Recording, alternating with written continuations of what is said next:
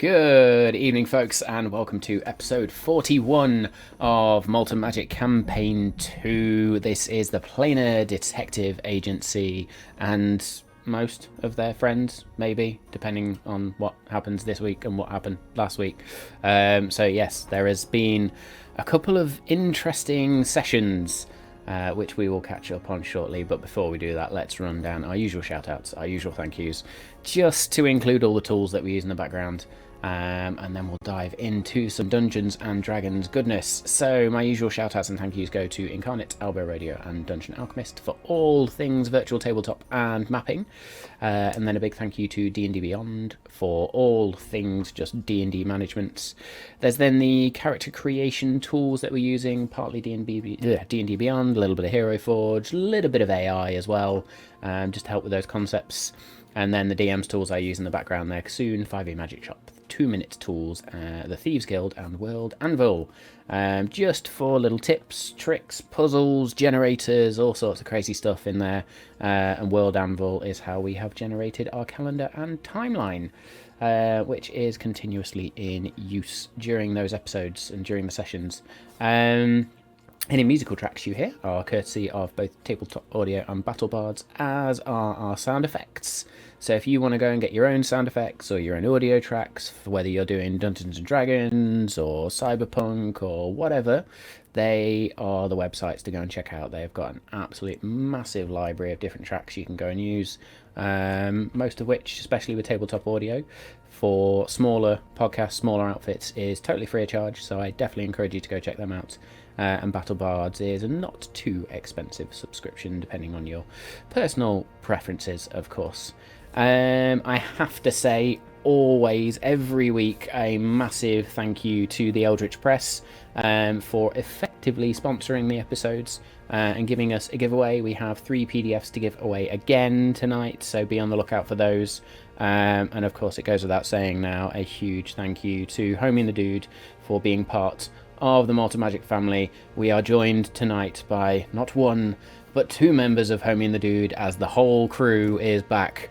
So very, very excited tonight. Really pleased to welcome Tom back to the fold. It's going to make for another interesting episode and an epic episode, I'm sure. So welcome back, Tom. Thank you for joining us once again. You will have seen all the little social media icons sort of appear on the bottom there. So yes, please do go and join us and follow us on all those different channels. Hopefully you are here with us on either Twitch or YouTube live. So if you are, thank you very much for joining us. Please drop a hello into the chat, be active in chat. We love to hear from you, love to sort of get your feedback, love all the interactions during the game as well. Don't worry about distracting us. We love a good distraction, especially when it is some of the best jokes, because generally the best jokes tend to come out in the chat from our fans as well and from the followers. So please do come and say hello. But yes, you'll catch all our updates on social media as well. A couple of updates went out today, which I'll talk about shortly. And yes, if you're not already there, please come and join us on the Discord server as well, where there are more announcements, some homebrews. You can actually chat directly with the cast and crew. And yeah, there's fan art, there's all sorts of crazy stuff going on there. So please come and join the community. And yeah, share with us what you're doing as well. If you're streaming or you've got your own stuff going on, your own social media channels, then we would love to hear from you and love to see them as well. So please do come and join us. Speaking of social media and other platforms, of course, you can catch the video on demand or the VOD of this episode on Friday on YouTube, but it will also go out on Friday in podcast format on your podcast platform of choice, various different podcast platforms. We just had our Spotify Wrapped thing, and our growth was insane this year. So I will put the stats up on social media, but it was phenomenal. So a huge thank you to everybody that's supporting us on the podcast. It is amazing to see. We are so happy to have you here. We hope you continue listening as well. And thank you very much. I think that is me done. So there is one more little update to talk around, which I will do as we go to the full cast and crew, because it involves not just me, but Bodhi as well. So we will talk about that just after we sort of have the intro and that. But yes, my usual warnings most certainly do apply. There will definitely be adult language, most certainly even more adult humour. You have been warned. Let's roll.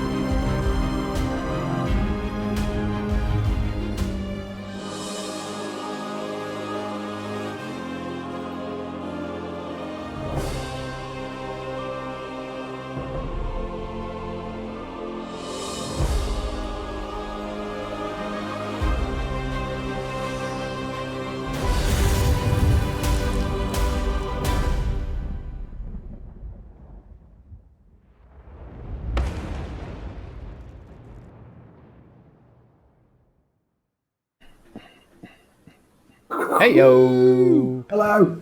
Look at that. All full screen goodness there with 5 very happy faces. Oh, I'm terribly high up. You are. I was about to say you're on top Almost of feels Tom, like a but that just makes things panel weird. game Okay. show, doesn't it? Like it. It is. I'll take top left for 7, please. Amazing stuff. Let's run down our lineup. And then Bodhi and I will talk quickly about something happening later this week, and then we'll get into it. So I am Matt. I am your Dungeon Master for this evening. I am not playing Callum this evening, but I will be playing somebody new. Oh! Hello, my name is Dave. I am playing Jewel of Shadows, the female Tabaxi rogue, in a little bit of a hot spot at the moment. Yes, and I'm Daniel. I'm welcome back, playing Dave. Lex Ordo, and I'm still undecided how I feel about the Callum thing. So I'll see how your new character goes, and I'll see if I forgive you or not.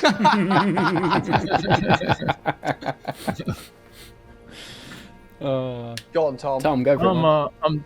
I'm Kavan Buckland. Well, I'm Tom playing Kavan Buckland, and I'm playing a barbarian. I haven't been here for a while. Neither myself nor Kavan have been here for a while, so we have some reintroduction to do, and let's see how that goes. Hell yeah. I am Bodhi, and I am so stoked to be playing Edgius Bones tonight, your bard, sorcerer. And Edgius has stood right next to Lex, arms folded, like, yeah, let's see this new fucking character then, Matt. Come on. Come on, man. Bring it. Awesome stuff.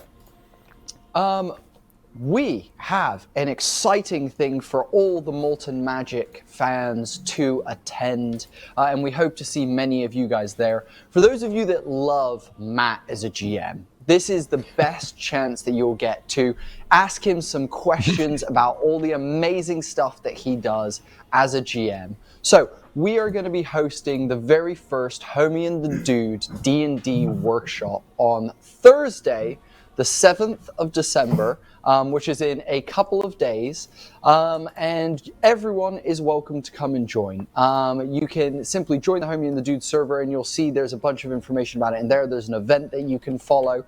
So far, we have about 20 of you amazing people looking to show up, looking to get involved and come hang out during the workshop, which will be awesome. I'm sure it's going to be chaotic, lots of fun, but the workshop will be about something that Matt is super awesome at, and something that I like to think that I'm pretty good at myself, which is making combat exceedingly immersive and creative. And we are so excited to share some of our thoughts, some of our ideas, give you guys a little bit of a learning lesson, as well as also have some fun activities to do with all you amazing people that come and join us. So if you want to learn because you're an old grizzled sky dog that needs some new tricks, or you're just a new fresh guild D&D player that wants to come hang out and get into it, then come along. It's the perfect place for you. Anything else from you, Matt? Absolutely. No, just to say you fucking set me up like a right good in there. So either you want a lot of advantage tonight. I'll take what I can get. Yeah, absolutely. No, it's going to be awesome, folks. So I look forward to seeing you all there. I look forward to hosting alongside Bodhi as well. It's going to be awesome. So yes, Hell yeah. Looking forward to it. Cool. Let's dive into the last couple of episodes then. We will go back to not last week, but the week before, where our party closed the fritzing Feywild portal, and fully closed it, sealed it. It is beyond recovery at this point. Using the Star Touch crystal and the other ingredients that they had managed to acquire on their journey throughout Dryamere, and sort of the regions around that. They then went back to Morse Tacey itself to speak to the elders, and a lot of fun was had. Callum very, very nervous at the state of the portal, sort of having been cut off now from the Feywild as such. No chance to go and really save their father figure, who they'd sort of called out was Grellan. But the party now wanting answers, wanting the information they were promised. And they went to the elders and explained the situation, and there was a bit of a heated discussion.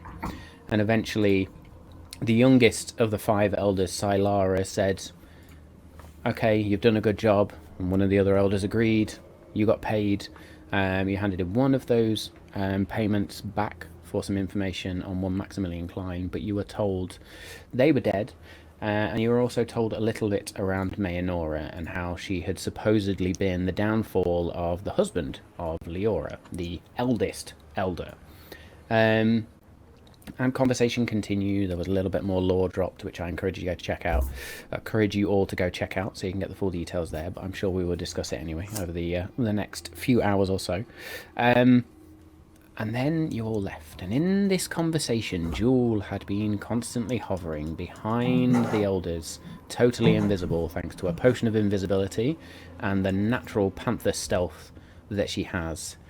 And so a few things were noticed. And as Aegeus and Lex left and the doors were closed, Leora turned on Sylara.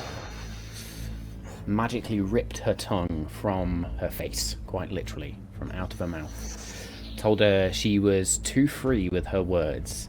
And then Dragon, the half-dwarf, half-elf individual, just plunged a dagger through the neck. All of this while Jewel was watching, horrified at what has just gone on. Sylara was carted off, the body was carted off, into and down into the basement of this Elders' Keep, if you like, the building where the Elders are housed. Jewel followed the body in the hopes of something, just anything.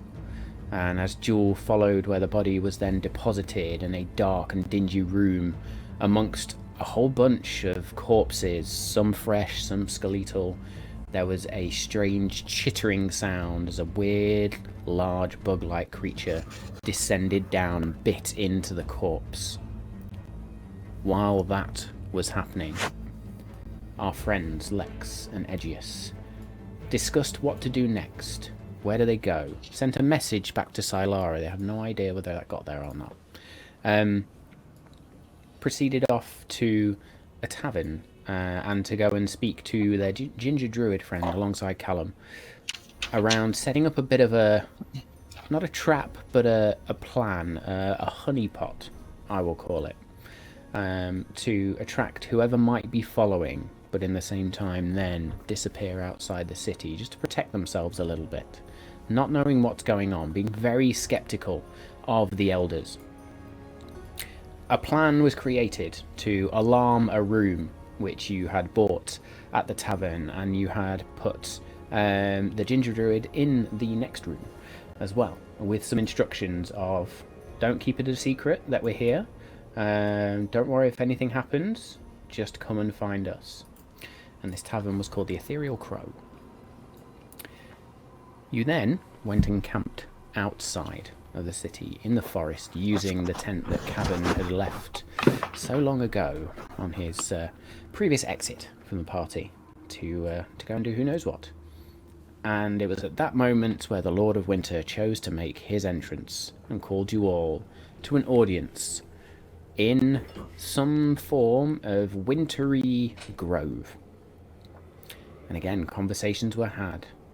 Explanations were needed to understand why this portal had been closed. And the Lord of Winter is not the forgiving type. And so he put 2 creatures in your path to kill you, harm you, wound you, deal with you. You just about dealt with these creatures. There was some statues that got ruined.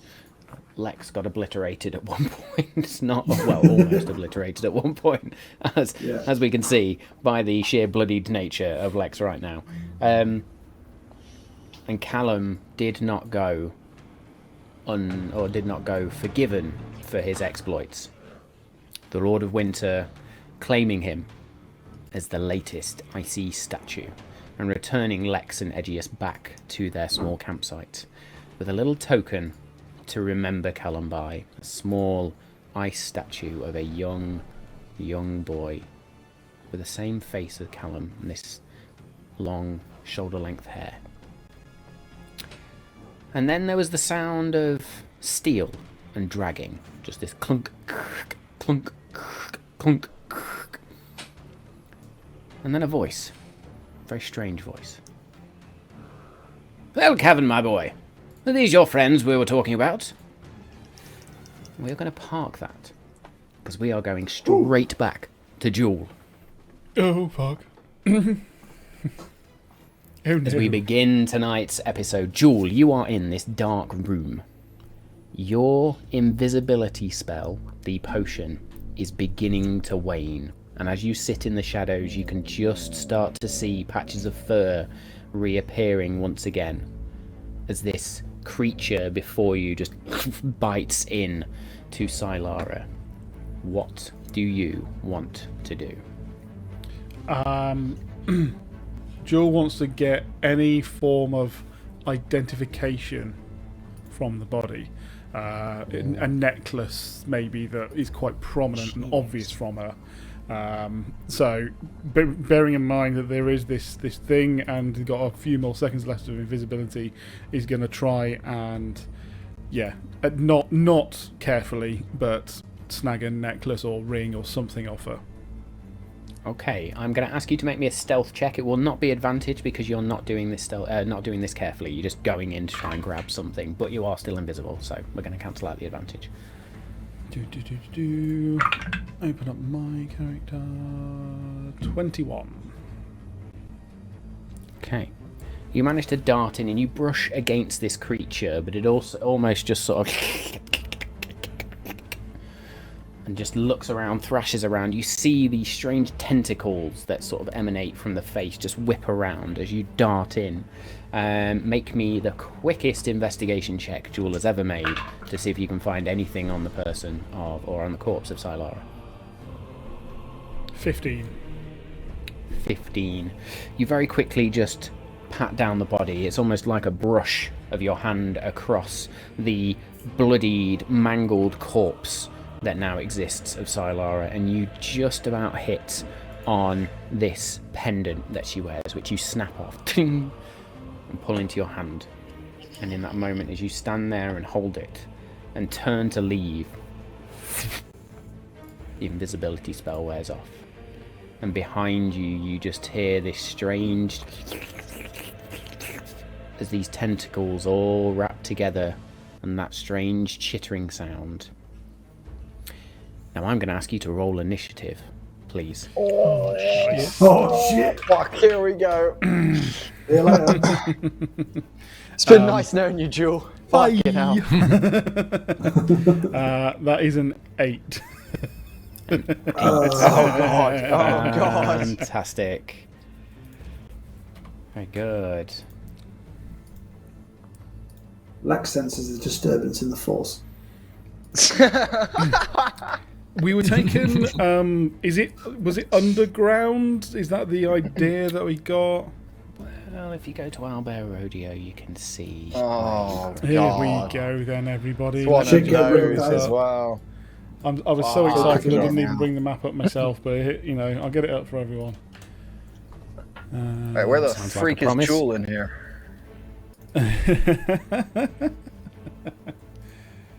Holy apparently. moly! I didn't create that token, so we're just going to go quickly grab one of them from 2-minute tools. I'll send it in Discord to you. Yep. There you go. Ooh, which one should we pick? Which one shall we pick? Let's pick that one. That one looks fun. No, I don't want fun. Not your type of fun, Matthew.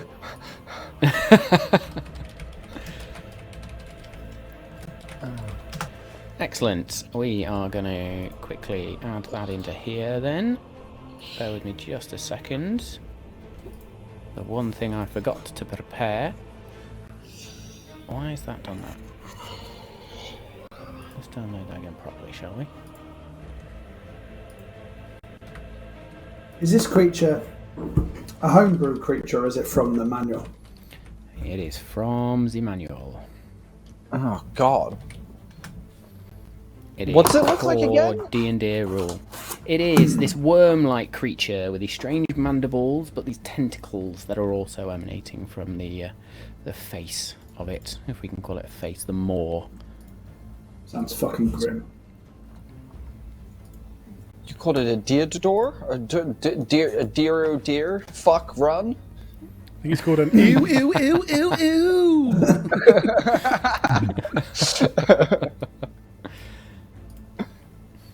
Very good. Holy There it is. moly. Quite big. And Quite big. just for context, Joel. where's It's kind of like a smaller version of that thing that comes out of the dunes in Star Wars. Yeah. Try to show the Millennium Falcon. Nah, Or the one from Dune. nah. Yeah. Maybe a little bit more. Slightly Very good. Now, funnily enough, with your initiative, you do get to go first. Holy God. Fucking hell. What are you That's doing? Legging it. Okay. Disengage. Disengage. Dash. See you later. I was going to say, if I can use 3 bonus actions right now, I will. So, to confirm, there's no other guards now? Nope. It's been long enough that I think that they've walked off. I can't now hear them anymore. I will allow a free perception check right now. Natural 20. Natural 20. Let's Hear go. Nothing. Nice. 28. But this chittering behind you and this strange squelching noise as these tentacles just sort of thwack around. But you can feel this creature just peering at you. Outside the room, silence. Outside the room is silence, and where did I come in on the map? And the only door, which is here. Yeah, I presumably walked down the whole thing, though. I was like, which way's out? Sorry. Where did you come through? You came down through this stairway here, Okay. through these double doors, and across here into this room. Cool. Okay.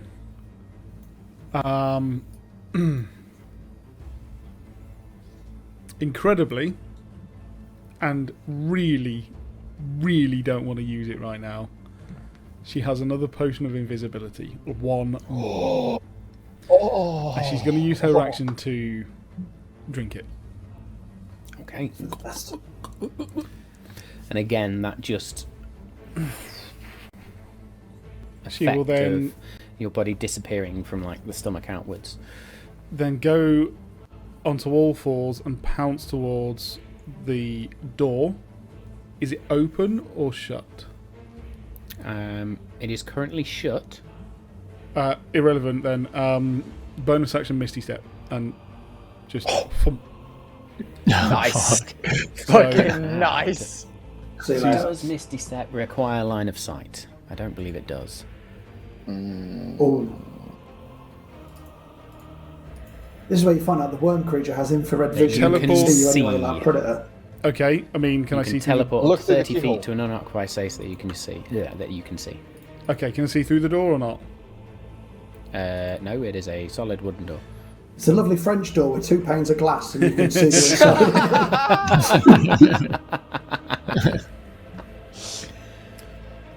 inside. Fine. Okay, if we can't do that, I'll move. Yeah, I'll move up. Okay, I'll move up to the door and try and open it. Okay, there will be an attack of opportunity, but as you are invisible, it will be a disadvantage. Oh, which one am I going to do? Tentacles. You are very lucky. The first one was a 25. Second one was a natural 1. Oh, So it senses your movements. There is just this... and tentacles slap down where you were just a second ago as you dart up to where the door is here. does it push open? Yep. Cool. So I will now use my feline agility to double my movement. 4. Haven't actually used my bonus action because we couldn't. Yeah, because I can't Misty Step out of the room. So I can.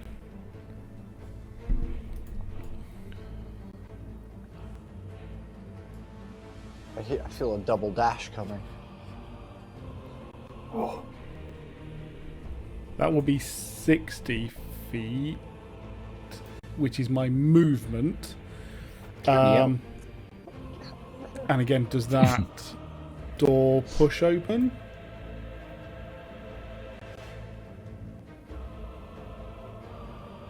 Have you used your bonus action there? Nope. Okay, I'm going to say it's going to cost your bonus action then to do the door, because you've interacted with one object for free, which was the first door. Yep. Technically, you use your action for your potion. So yes, bonus action to push the door. It doesn't push, but it does pull open this one as you just sort of yank it open. Okay. There we go. That's everything I've got. Very good. So that pulls open. You hear from where you are this creature begin to move, but you don't see it come out the door. Joy of joys. because it is also invisible. Oh, fuck. Don't you dare. I'm was not I saying wrong? it's You invisible. dare. I'm not saying it's invisible. I'm just saying you hear it move, but you don't see it come out the door. Oh, Oh, fuck. fuck me.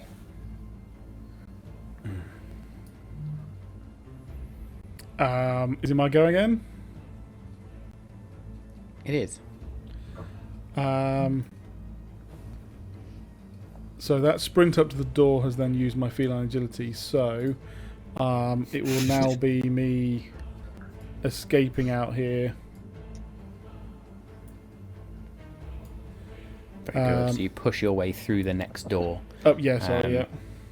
That's the guard's canteen area you've just run into.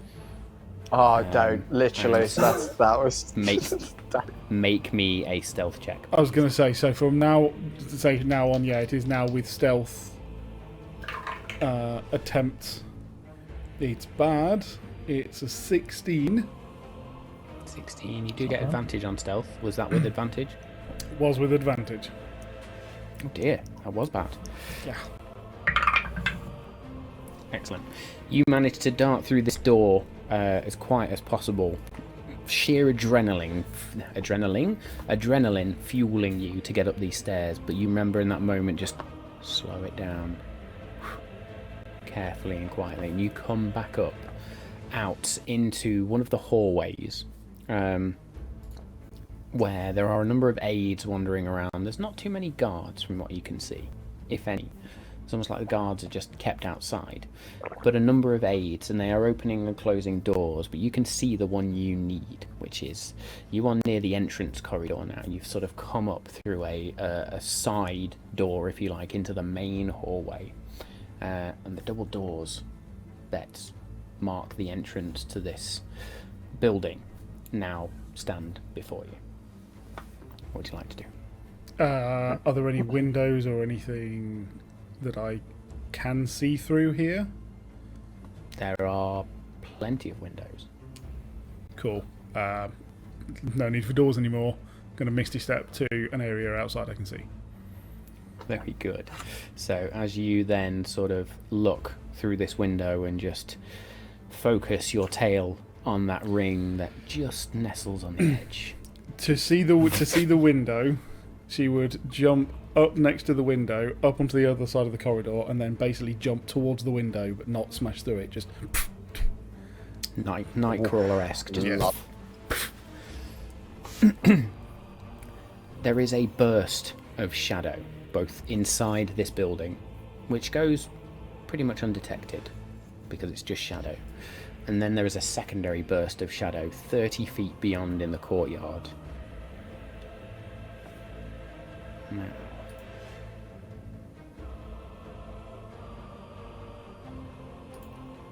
just going to double check the rules of invisibility. Oh, God. This does not have any effect on your invisibility, so you appear as per potion. The spell itself would have had a difference, but because this is a potion, you appear. I'll just double check that, just to be on the safe side. quick rule check. Rules Anything lawyer, loads where for me are today. you? There we go. Where is it? There's one. Good shit, Dave. Good shit, dude. Well done. Yeah. I haven't been thinking about it for 2 weeks. I don't know what If you're you on about. The effect ends early if you attack or cast a spell. Cool. Cast a spell through an item. I will say in this instance, you, in the shadow, you reappear. Cool. Well, I mean, this whole time the hood's been up anyway, so it's also disadvantage on anyone seeing me. Very good. So we'll say you do pick a shadowed area when you misty step, sort of beneath a tree. Very good. You appear. And you are out of danger. You are hidden in the darkness of Morse Tacy. Is it dark? Is it sunset? It is dark. It is dark. It is dark. The sun has set now. I'm going to say in your motions, as we said, it took about an hour for you to get sort of down there and follow the corpse and all this activity that happened afterwards, and then see the corpse. The potion was wearing off after that point. So the conversation, getting down there, about an hour. You've then drunk your second potion. This has probably now been a couple of minutes at most to get back out. Your allies are nowhere to be seen. They have wandered off at this point to do whatever they have done and what they did last week, basically. Because we're good friends. I hadn't really got much further as to, neither has Jewel, as to let's just get out of there. So now to find them is going to be a hell of a task. So, quickly, her immediate thought is, so again, are there any guards around? Are they looking more suspicious? Fuck. There are plenty of guards around. You notice there seems to be an increased patrol pattern, which is very similar to what the gent spotted last week as well. Yep. Shit, as I just dropped my phone everywhere there. Took the keyboard out. Fun and games. As a guard knocks over a box, fuck it. Yeah. Someone Stubs his toe. trips over a tree my stump fucking and toe. drops all his shit.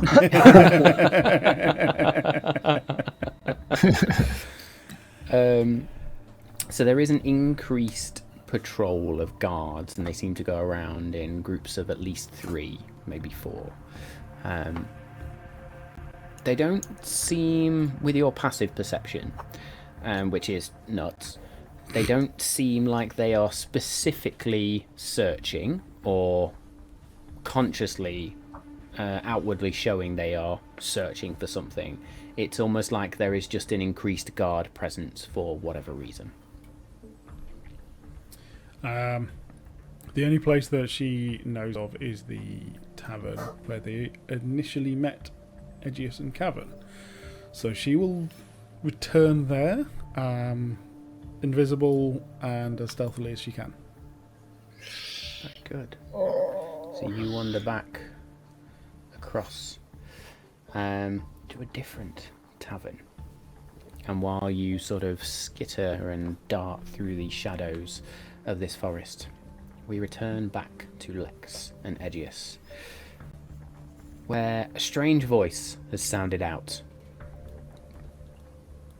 And as you look now into the woods, this copper metallic humanoid figure steps forward, limps forward. They have one leg or one foot that is not part of the metallic form. It is a wooden stump, if you like, which is the dragging sound you hear. They have a copper shield on their back, these green glowing eye slots, if you like, or eye slits, and they carry a mace at their side, and next to them, where they tower a sort of 6.5 foot tall, next to them, Aegeus, is your friend Kavan, with a slightly longer beard and slightly longer hair, but generally a healthy looking Kavan. And again, this individual just turns to Kavan and says, "Well, dear boy, are these your allies or not?"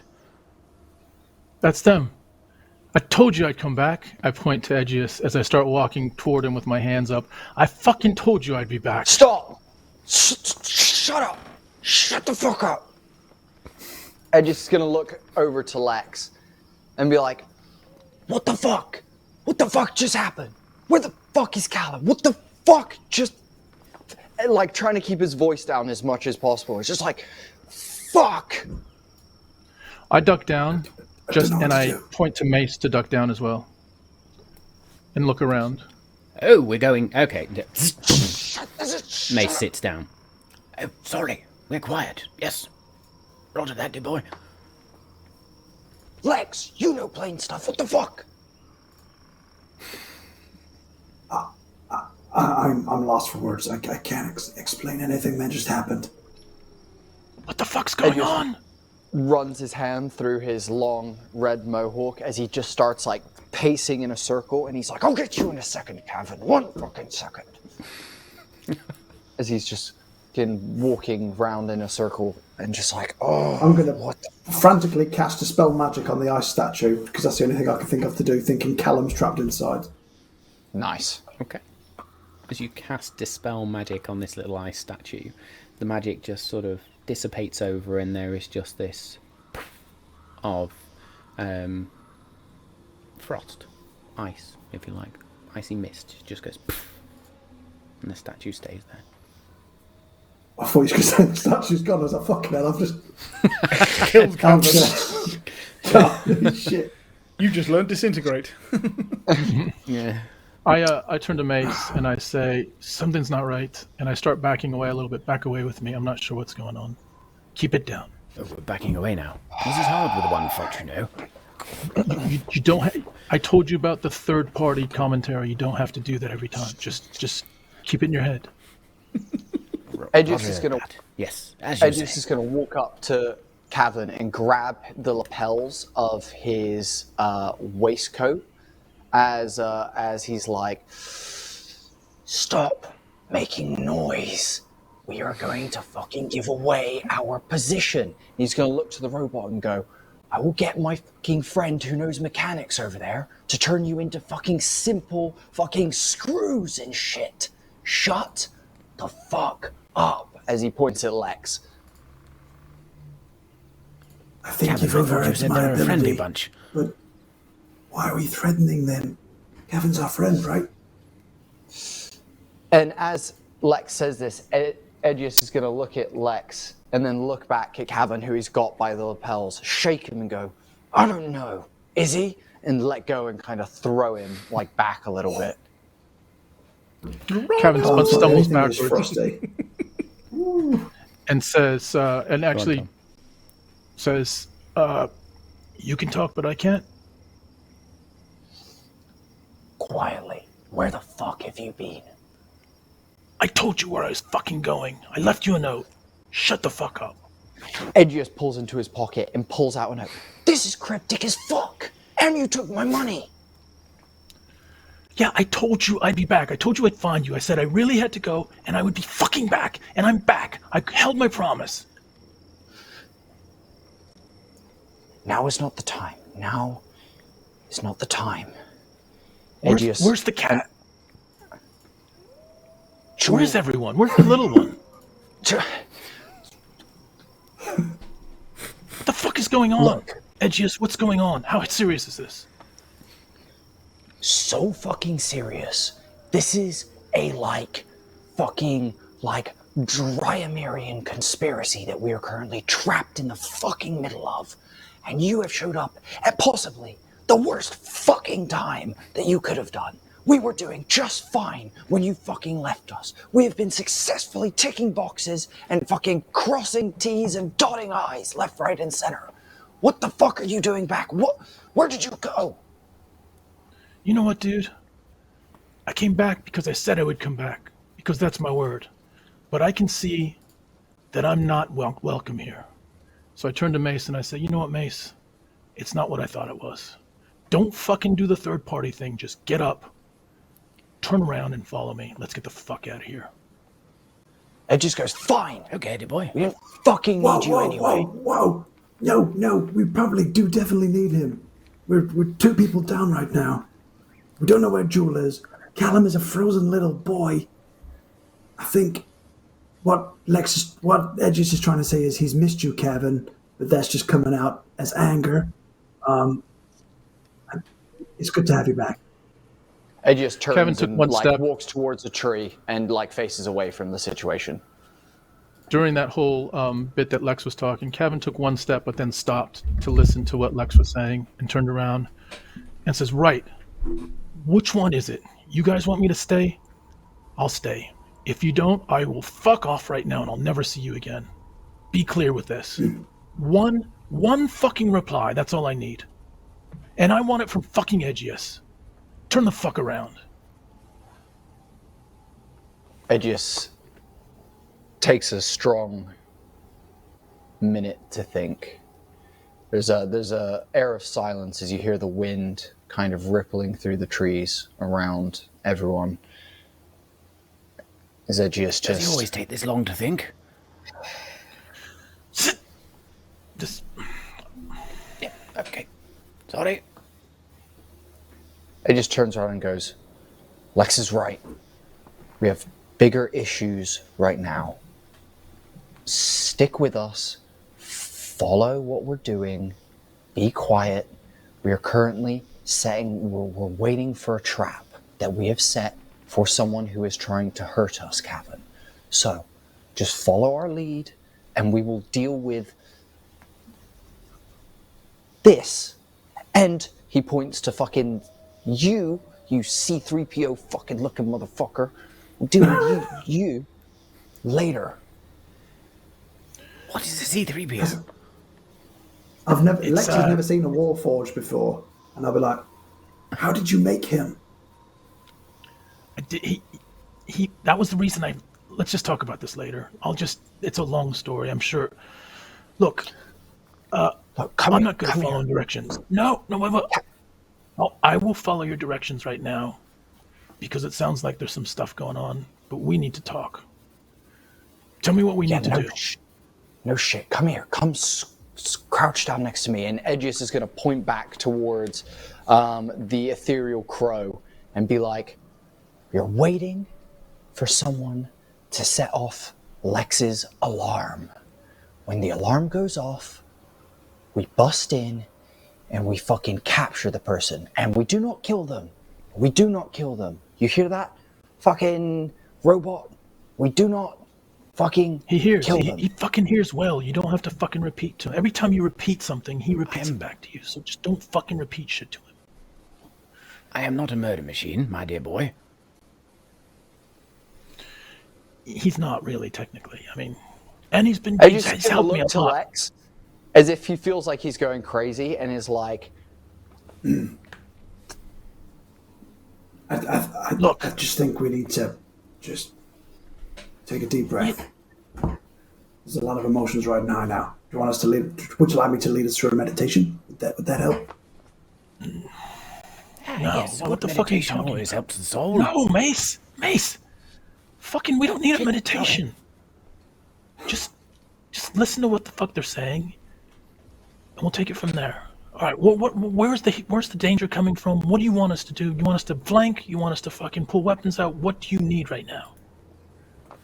just follow our lead. We're waiting to see if the alarm. You said that, motherfucker. What do you want me to do? What does follow our lead mean? You mean like wait for something? Down, wait for the next thing?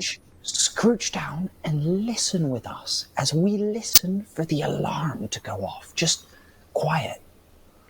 All Look, right, I'm sorry for raising my voice. Let's just... So am I. Just be chill.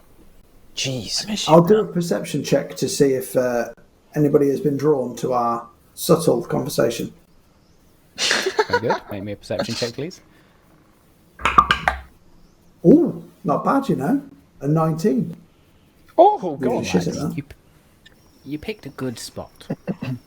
In fact, Lex, you're a little bit confused as to how Kavan and this Warforged individual who Kavan has called Mace actually found you. Because you were really well hidden. Actually, that's a good point I've just had independently by myself. How did How did you find us? What the fuck do you mean, how did I find you? I could We're track... pretty well hidden here. Yeah, well, so is a deer 100 miles from me, but I track that shit down, don't I? So is a fucking tent spot where no one can see me for days, but I do that, don't I? What the fuck are you talking about? How long have we known each other? Wait, don't answer that, but I mean, anyway. It helps they had the crystal as well. That's always a good sign. Okay, we've got a Which, crystal. what, my crystal? Edge's crystal? Edge's crystal? My crystal? We've got a lot of crystals, man. We've got a couple of crystals at lot. this point. Well, So the one we're I gonna can talk sense about is a divine touched. Yeah, should we get a beer and discuss the crystal, or are we fucking dealing with your shit right now? What the fuck is it? Which one is it? Right, yeah, sorry, back on task. I imagine we all turn back and look back at the pub at that moment. All heads kind of turn through the bushes. Lex is quite distracted by the Warforge because the only mechanical machine he has seen is the artificer who made that butler guy. And when I turned Cog into a mechanical weapon. So the fact that this seems to be not one of those things, he's very distracted. Poking him. And just Cog like, has come out of his pocket, and Cog is fluttering around him like he's seen a long lost cousin or some shit. And Mace is just there, just sort of. Cog, I walk up. Can I you walk up to call off Lex. your bag? I walk up to Lex and I say, "Look, I will explain him, but when I get a chance. But just know, he's really helped me, and he's fucking good, man. He's good. He can do some shit here." is he just a man covered in armor, or is it actually a mechanical? I don't know. Sorry, man. I don't that's think not important right now. You'll tell me later. Yeah. Very good. Edius, as you stick your head through the bushes, you can see your ginger druid friend is now just sort of lounging outside the room, just sort of making himself very obvious on this little porch area next to this rather large pond, and is just sort of whistling. So, yes, me and the Planar Detective Agency are having a good stay. A good stay. No? He rolled a natural one on his performance. I am not sure what else to do. I like to think Bit of Edgy is looking out of the bushes is just him holding up his head and just moving it around like a periscope. Exactly. Like a little telescope. Yeah. I turn to Mace and I say, "Could the crystal help us here?" I mean, that very much depends on what we're trying to do, dear boy. Well, I mean, I guess we're trying to figure out what the fuck's out there. Edgius is going to pull his head back from above the bush and click it back onto place as he turns around and goes, "The bait is in play. The bait is in play." I don't know what that means. Sorry, are we fishing? Yeah. Yes. Let me see if Kinda. anybody's approaching the room.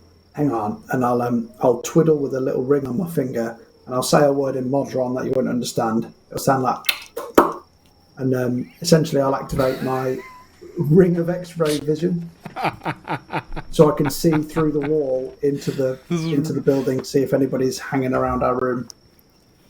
Very good. So it's almost like You can go little for a foot of gear-like stone. contact lenses fall over your eyes, and you just begin to see in whites and blacks, and start to be able to peer through objects.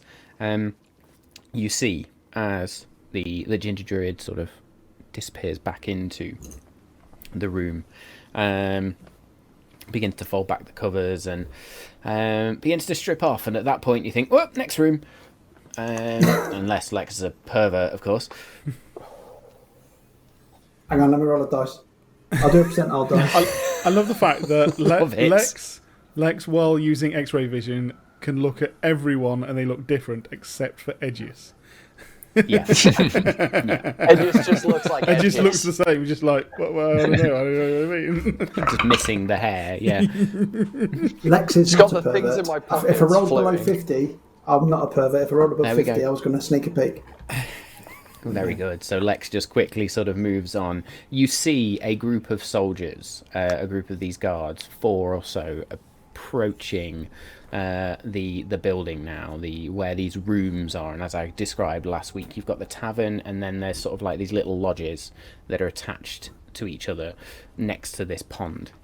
And as they sort of wander up next, you can see they begin to slow, and there's sort of a whispered conversation that you can't hear between them. And they wander up to that furthest door where you lot are meant to be. And they just sort of listen against it. And again, there's whispered conversations that you can see but can't hear. They then take a step back and knock on the druid's door. And as you go back, you can see the druid is sort of half dressed at this point. And there's a deep sigh that you can see as they wander up to the door and open it. And they start to nod fervently, like, and point next door and sort of give a thumbs up and seem to flick a coin their way and then close the door and climb into bed and finish getting undressed. I think it's go time. As the guards then wander over, and rather than knock on the door, you see one of them take out a small dagger and just lean towards the door, and looks like they're trying to prise the lock a little bit, doing it ever so Wait slowly. for it. Then you just hear this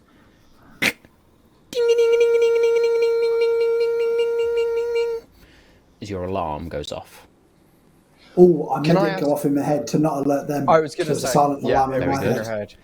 Okay, so that you heard in your head. So there was just this, and they wander in, but you mentally just ding, ding, ding, ding, ding, ding, ding, ding, ding, ding, ding. Can I update something else as well? We planted some stuff in the beds to make it look like we were sleeping in there. Can I roll a performance check to see how deceived they are by my bed stuffing endeavors? Absolutely. Hell yeah, let's get some of that. Oh fuck yeah. That is a 24. 24. You have managed to actually make like near perfect fetal shaped silhouettes, if you like, of yourself, Callum, Jewel, and Lex. And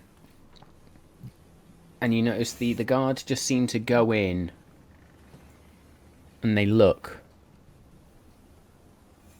And Lex, you see as they just sort of... and they creep in. Gonna make them make a stealth check.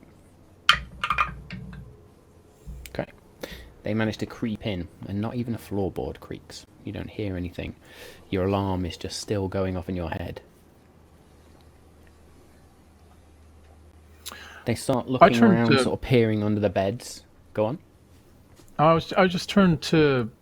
I looked slightly at Mace, and then I looked back at Lex and Edgius, and I remember how in sync I was with that group before I left them the last time we had a combat, and it's all coming back to me how very connected we are, and I'm looking for any subtle movements that they have because I know what they mean.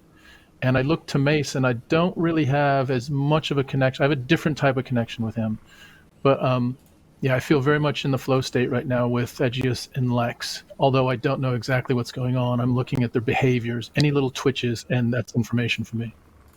Edgius has got his hand up as if to say hold. Edgius has got a fist up in the air at the moment, and he's looking at Lex, feeling that same flow state as if waiting for the moment from Lex to give him the fucking go-ahead, to give the signal to go. And then that's when I'll look and I'll give the it's go time signal. Yep. Edgius just fucking gives it the go fingers and breaks the bush cover, like breaks through the bush and starts sprinting towards the door. Oh shit, I turn to he's off. Mace and I just say, yep, here we go. Keep it down, Mace, keep it down.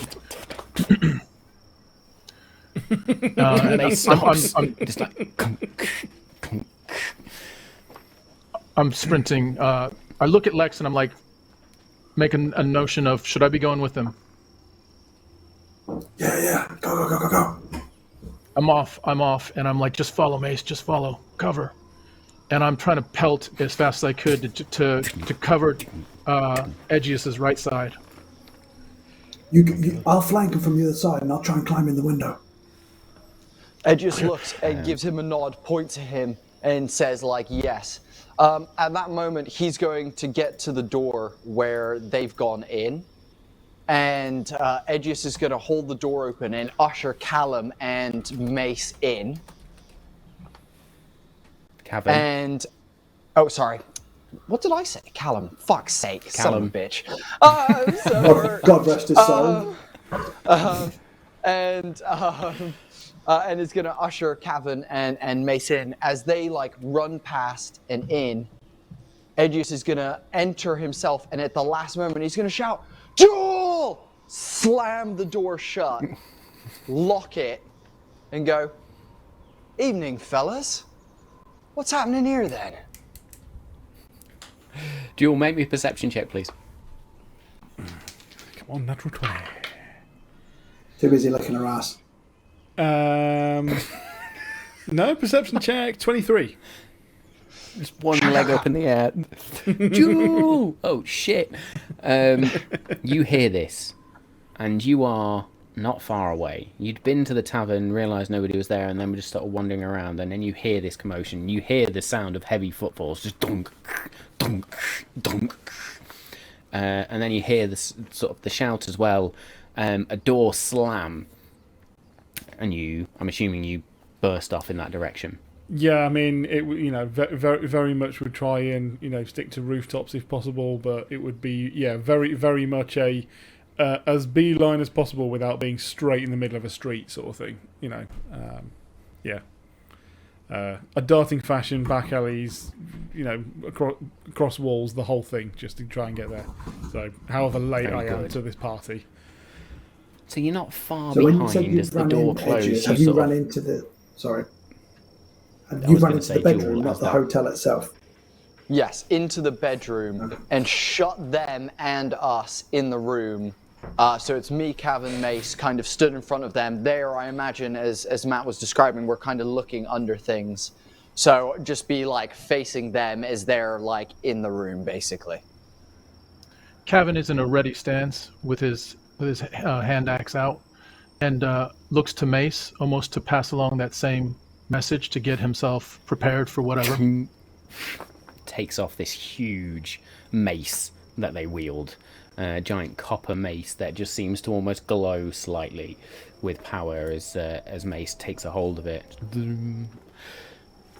Are we in for a fight then, good chaps? Kavan turns to Edgius and says, "Good guys or bad guys?" Well, they're not good, but we're about to find out if they're bad. So what's up, fellas? What you doing in our room while we're sleeping? I saw you pick the lock. That was a bit odd. For some guards of Mor Stacy, don't you think? The one that's got the dagger, who was sort of knelt down under the bed, just places it down. Let's not be hasty. No. We are merely following orders. Oh, yeah? Edgius clicks his fingers, igniting a bit of fire, a bit of flame on the edge of his thumb as he, I'll say cast firebolt, but not at anyone. It's more just for the intimidation factor. And it's going to be like, oh, yeah? Whose orders? And you see hands go to swords, but don't draw them, just sort of grab them. On the orders of the elders, you are members of, or sorry, what was the term? You are persons of interest. Oh, that's interesting, because I didn't realize persons of interest had their rooms broken into at night by armed militia. What's that about? What was the order? Are you to kill us? Are you to apprehend us? What's the order? Talk quickly, because my friend here has just come back from a long trip and we are not getting along with each other right now, and I'm sure that will piss him off. Make me an intimidation check, please. Hell yeah. Nice, that's a dirty 20. It's a flaccid 20. 32. hand releases the sword in this individual. We were ordered to look. Just to look. See what equipment you might have. Anything that might pose a danger to the city of Morstacy. I see you laid your own trap. Very clever. You had your look. It's time to be on your way, isn't it? I don't really talk too much, so it really is time to be on your way. Aegis puts out a hand to Kavan. Wait. So you were told to look to see what gear we had? Surely that's a question you could have stopped us in the street for. We walked past you earlier. I saw you and your friend talking. You made eye contact with me. Or a version of me, Aegis says, is just the shallow holes of his skulls reflect in the torchlight of the room. Holy shit, he has no skin. Okay, think we may have bitten off more than can chew. We were asked to search. To understand, not to harm, not to steal, just to search. We were told to get in, get out. I will have to report this mission a failure. We mean What were you harm. looking for? What were you looking for? Speak quick, because God, I'm at the end of my wick right now. If you allow me, we were told to look for anything suspicious. But there was no equipment here. That was suspicious enough, and you have walked through the door. Can I roll a Have I managed to investigation? climb up the drain? Lower spells. Go on. Can I Have roll managed to climb just up the to drain see? pipe yet? Danny, go for me. Have I managed to climb up the drain pipe yet? Because I'm supposed to be climbing in the window to ambush him. Make me an athletics check, please. A 10? You're halfway up this drain pipe to get to the window, and next minute there's just this breath of wind as a voice whispers next to your ear. Jewel? Are you having trouble getting up this drain pipe? You make it look so easy. It helps to have claws. What the fuck are you doing outside? What is going on? Ambushing people in our room. They've snuck in our room to kill us in our sleep. Get up there now. Just zoom past because I've got a climbing speed the same as my I'll try and walking just speed. hold on to a tail if I can. I tell you what, because it'll be 15 feet if I assist, and I would basically just drag him up. There we go. So the two of you then just roll through this window. Go on. I mean, I was going to say You I look like probably you're about to wouldn't say go something, Dave. in the room. I'd probably get to the Okay. window because I haven't heard a fight breaking out yet. We'll say you get to the window, but as you're dragging Lex up, you just fold through the window and on the other side of the door. And at this point, And then I try Maze and takes a style step it, forward and and I goes, was gonna do it "Oh with shit, hand here's one with of a ours." chromatic orb.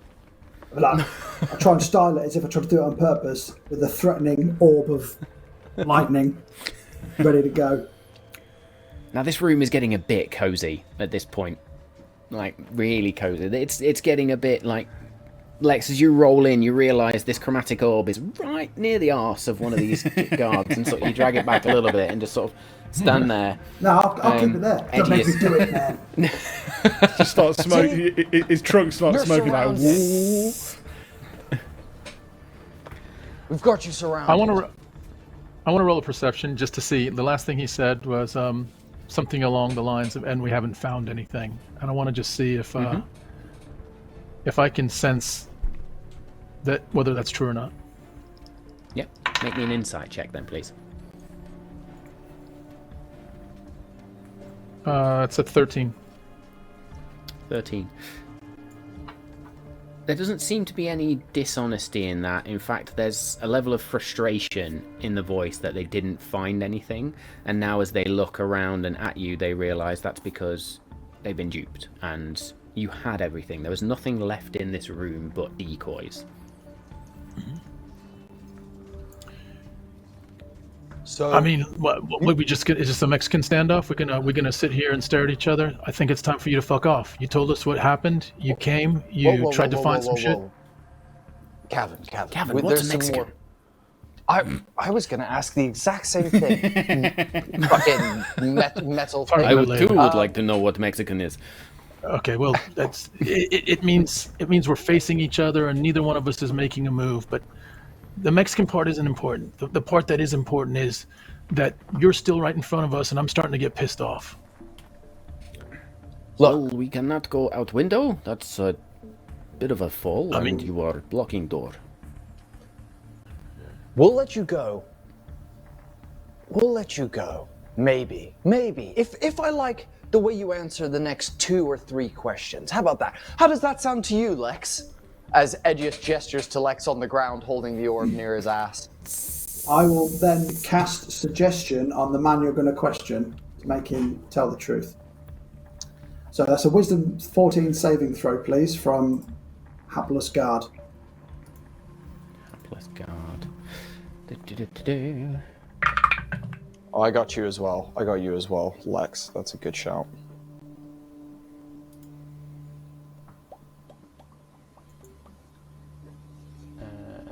Bear with me, just a second.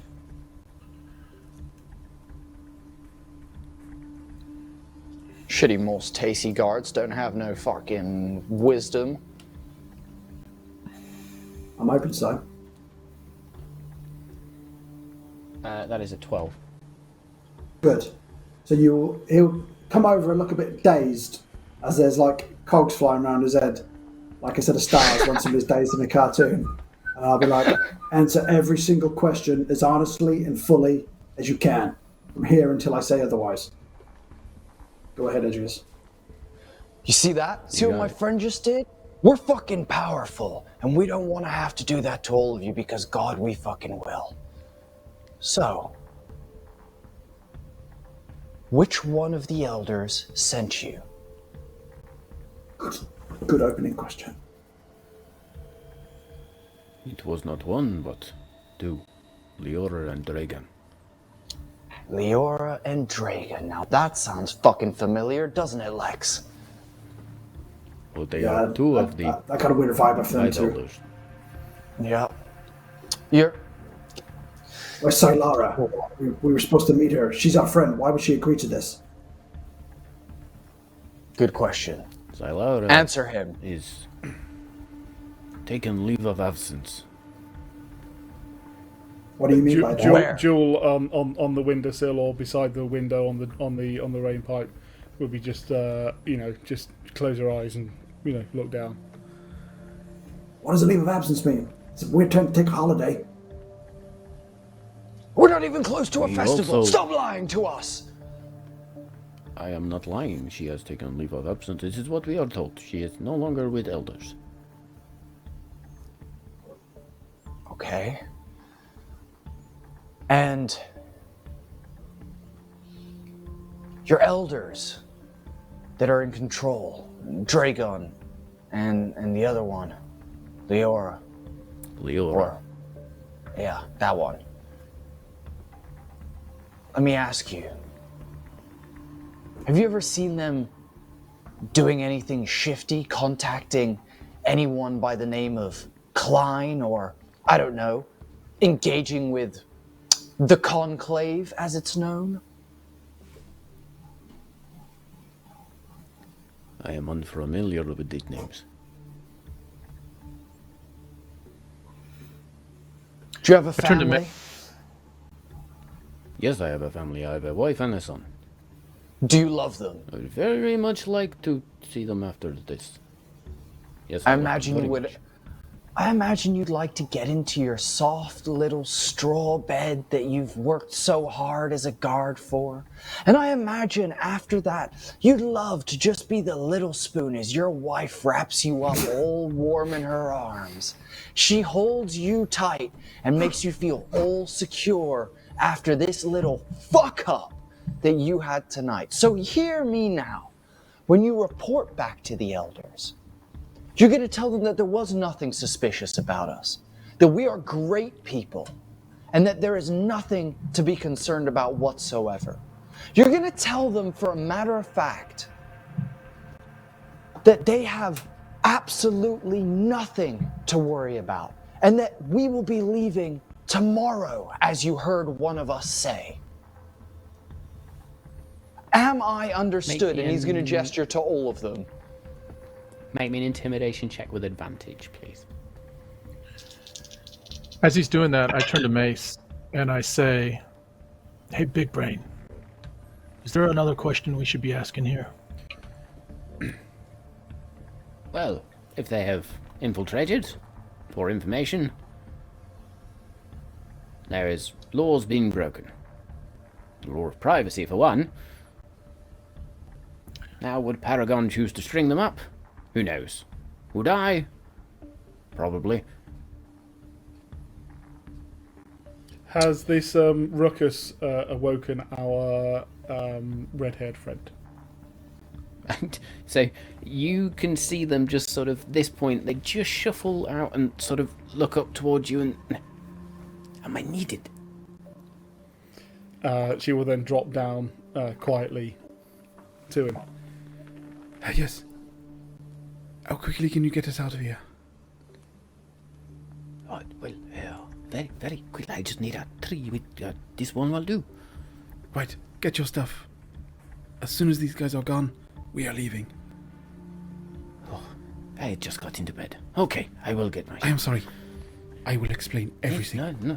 Needs must. Let's. I will get us ready. Good. And she'll just run back up so that she can hear the rest of the conversation. Intimidation check with advantage, then, please, Edge. Flaccid 28. There's nothing flaccid about a 28. Fuck me, that was... Anyway. Okay. You have made point. I will tell elders this when I give my report. Nothing to be concerned about. Nothing of interest. Very trustworthy folks. And when are we leaving? Recite it back to me, just so I know we're clear. Tomorrow. Okay. Please just back off with the fire and the big metallic man and my ass is getting hot. I'll charge it up a bit. Aegis will hold Not the the flames still, and be like, okay. Let me ask you one final thing. As a guard to the elders, and he's gonna. Can I make a perception check to see if any of them have a bundle of keys on them? You can. In fact, what's your passive perception? Oh, yes. Yeah. I love that. Where would I find that on D&D Beyond? Where do they even That is in keep your that senses. It is a 14 by the looks of it. Oh, thanks. It's next to your skills, underneath your saving throws. Thanks, GM. That's all right, mate. That's what I'm here for. I'm just on an iPad. It's different. I don't know where anything is. Yeah. Swipe left and right. Yeah. Just. Yeah, that was exactly what that just was.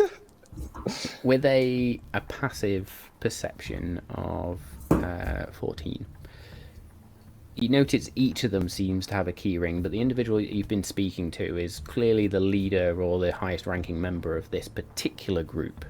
Does have a rather chunky key ring hanging from their belt next to their sword scabbard. Give me those keys. And when we return to More Stacey, because we will, and don't forget, I never forget a face. I live forever. Look at me. You are quite frightening with no skin. I will never forget your face. So when we come back, I'm gonna find you. And then you are gonna sneak us in to that fucking tower that those evil pricks live in. Okay? Are we understood? Do you understand me? Or do I have to go have a word with your child and your big spoon wife? Let's not be hasty. Listen, 2 points to clarify. 1. We are guards of city, not of elders. City, not elders. We protect city. 2. Would we call the elders evil? I don't care what you call anyone. Give me the fucking keys, and I'll see you in a couple of days, won't I, bucko? Hey, okay. Keys. Thank you. I'm going to put those... actually, I'm going to hand them to Kavan as an olive branch to show the trust between us. And I'll hand them to Kavan. Kavan grabs him, puts him in his pocket. Okay. And now, you're free to go. Unless my friend Lex has anything he wants to ask you. Lex, how's his ass looking from over there? Anything you want to ask? I would quite like to not spend any more time here if possible. It's smelling a bit roasted. I think we've questioned him enough. Burning, yes. Yeah. Aegeus will Time for you to leave. gently unlock the door, open it, click off the fire, and gesture a hand out the door and say, "Quickly, before I change my mind." The guards literally all start to bomb burst out, and there's a moment, because Mace is a big motherfucker. He just stands there and brings the mace down and looks. And it's not menacing, but these guards, they just sort of look up at the 6.5 foot tall metallic creature. Time to go. As the last one goes through, I'd like to kick him in the ass and just kind of give him like a Ouch. little bit extra of a shove. Bastard. And then I will turn, pull the door shut, and lock it again, and then turn back to the group and be like, and take a bow. And I'll just round of applause for Lex. Thank you. Mace puts his mace on his back and then just tunk, tunk, tunk, tunk, tunk, tunk, tunk, tunk. One Well thing done, dear that boy. Well done. Aegeus notices as he comes up from his bow is Jewel is now sitting on the windowsill. Oh, fucking Jesus, Jewel! Every fucking time! Every fucking time! Oh. While I appreciate you very much intimidating those guards, we may have pissed off the wrong people. Why? I might pack your stuff. Let us go. I have already got our transport arranged. We are leaving right now. What did you do? Oh, but we just got here. What a shame. Kavan! I don't. Yeah, hi, Cat. Listen. Jules, I don't know fine, what the fuck whatever. I do respond to Cat. I admit. No, I forgot it was Jewel. Good to see you. Lex, is this your new? Is this now Cog? No. This is Kevin's automaton. I don't know. We haven't got to the bottom of that yet. This anyway. is Mace. Mace, this is Jewel. Mace. Good day to you, Jewel. It speaks. Lovely. Good to speak to you too. Or good day, good evening, good night, whatever it is.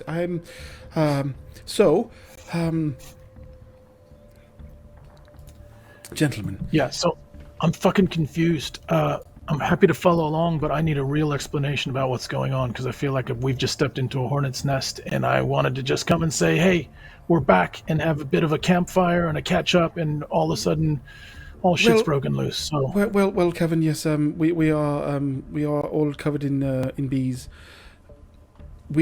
I have just seen one of the elders murdered by the other ones.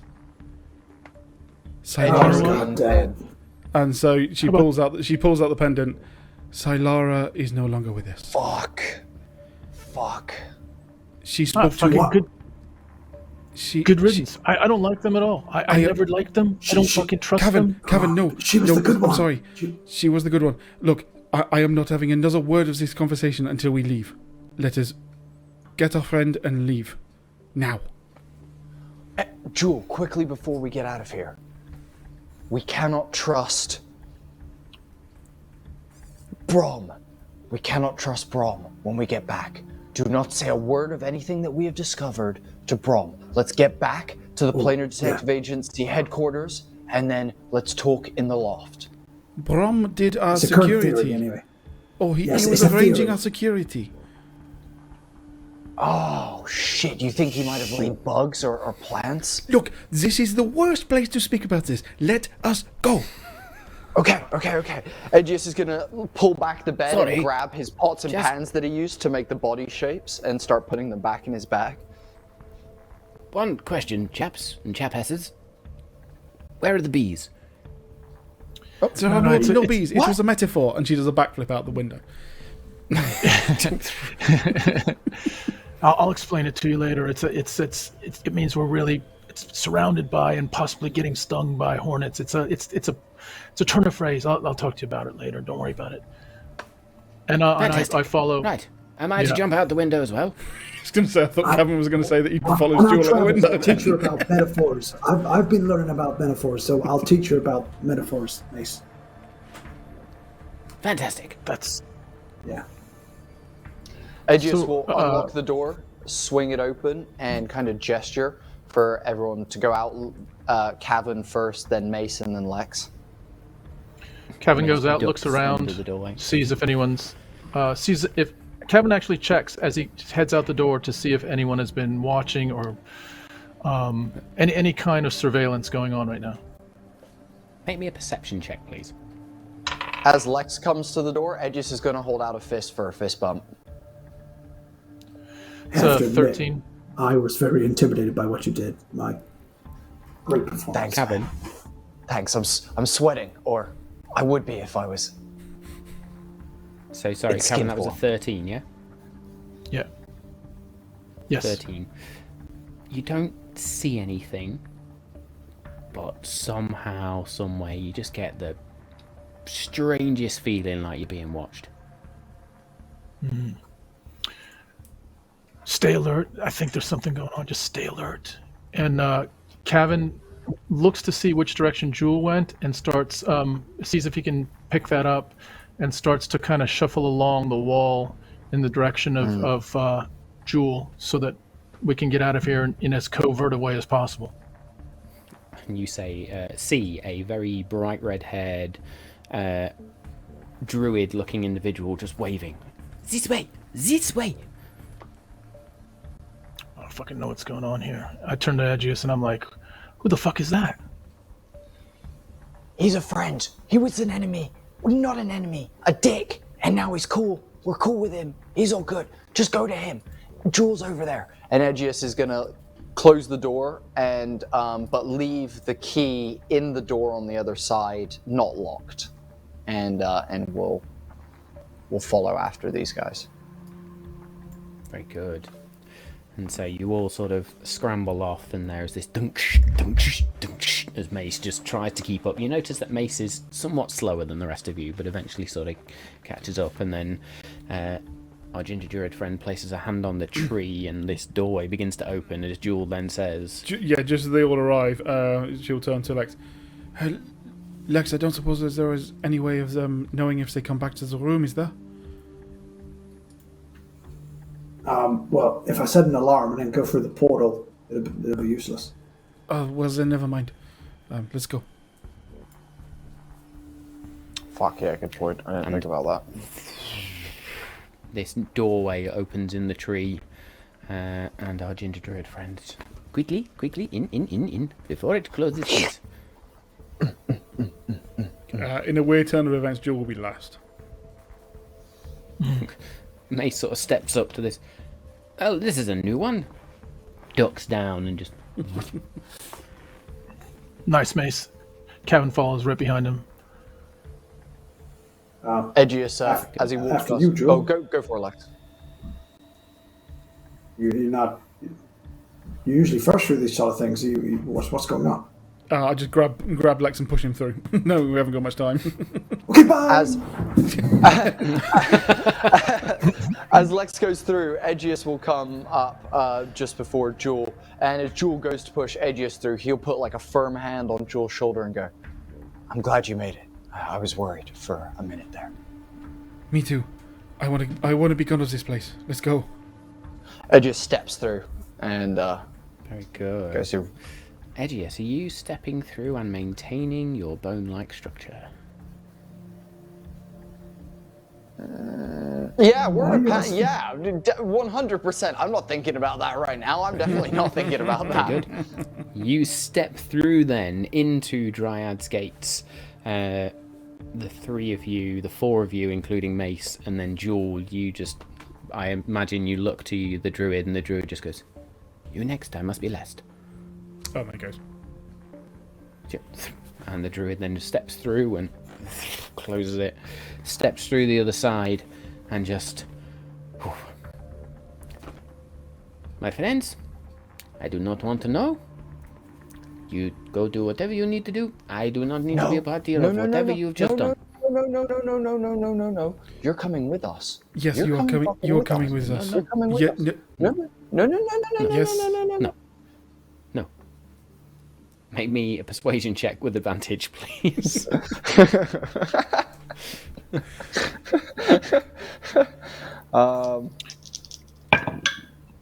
Beauty. That is a 26. A flaccid 26. Oh, shit. All right, lead on.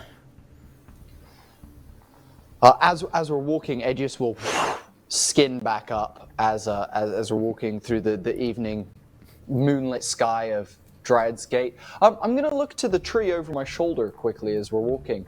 Any bloom of my seed, GM? That's what she said. That sounded more Really sexual dirty. than you wanted it to. Really dirty, that did. That was absolutely brilliant. I wanked on a tree earlier. Has anything happened? Suddenly a cock mushroom just blooming from it. Just fucking purple mushrooms everywhere.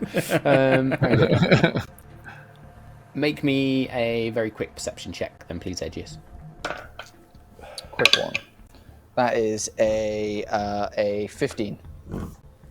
15. As you look back to the great central oak, Sil Arael, and that small patch to where you planted your seed, you notice the tiniest white stalk, or little, stalk seems to have now pushed its way through the soil.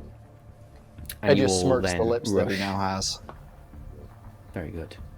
Mace is going to lean down to Kavan as you all hurry off. Is it normal for him to do this whole skin bones thing? Yeah, it's. He's got a whole thing that he. I'll explain it when we get back, but yes, it's totally normal, and it's actually pretty cool when he does it, isn't it? I mean, you don't see it very often. It's mighty fine, tremendous abilities. Well, tally-ho, dear boy, let's go wherever we're going. And you all follow off and head towards Gibbons. And I think that is a natural point where we will take a short break after a very intense first half there. So, I'll just do a real round of applause for Bodhi's acting. That was some decent intimidation right there. I actually felt Take a awkward, point of like I was in inspiration. the middle of an actual beef between two people. You know, like when a couple's having an argument next to you in the restaurant, you're like, Yeah. it was good. Absolutely, yeah. Edge, take a point of inspiration for me.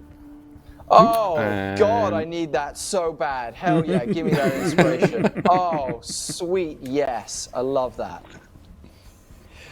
Very good. So, as we go to break, those 3 PDFs are up for grabs from the Eldritch Press. So, yes, the question that you need to answer is a relatively easy one tonight. What is the name of Kavan's metallic companion that he has brought along with him? That is the question for this evening. I know this one. I know this one. It's Lance. Very good. So yes, answers in the chats either on Twitch or on YouTube. Alternatively, if you are on the podcast, you can leave it in the Q&A part of Spotify, which is available if you're listening on Spotify. And I will also collect any entries from there to go through for some winners as well. So what is the name of the metallic companion that Kavan has been joined by as he returns to the party? We are going to take a quick 5-6 minute break sort of thing just to refresh, and then we will be back for part 2 to decide where the Planar Detective Agency goes from here. Thank you very much for the first half, gents, and we'll see you thank you, in Matt. a few. Hey yo! Hey! There we go. We're back. Yes, apologies for the slightly extended break there. Parental duties ensued. But we didn't get any entries into the competition, so we'll continue to roll it over. But that's not a problem, unless there was something on YouTube that I missed, but I don't think there was. It was a So tough yes, question. I will reveal the answer. Go on. It was a tough question. It was a tough question. I don't think that was a tough question. We've had worse. We've had some right doozies on that one, on that questions. Absolutely. Yes, I will reveal the answer to said question at the end of the episode, so that anybody who is listening on the podcast can then cheat at the end of the episode. But you have to listen to the whole episode before you can cheat. Yes, we have returned to Dryad's Gate in the early evening, and quickly made our way back to Gibbons. Now, it's been a couple of days since we were last here. PDA HQ. And as you were... Yeah, to the PDA HQ now. As you approach back and you get close to Gibbons, you feel it before you reach it. There is a hum or a subtle buzz to the area around Gibbons now. And as you sort of cross over a certain point, everybody, apart from Mace, everybody's hairs just sort of stand up on end briefly with that sort of feel of static as you enter into the hallowed ground as it's now been Jewel looks created. comical for a moment. Yeah, just Garfield after he's had a bath. You then pass through the door to Gibbons, or attempt to at least. As you go and try the door, it is locked. Do we have a key?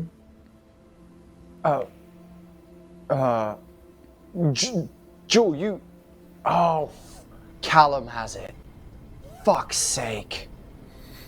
Where's Callum?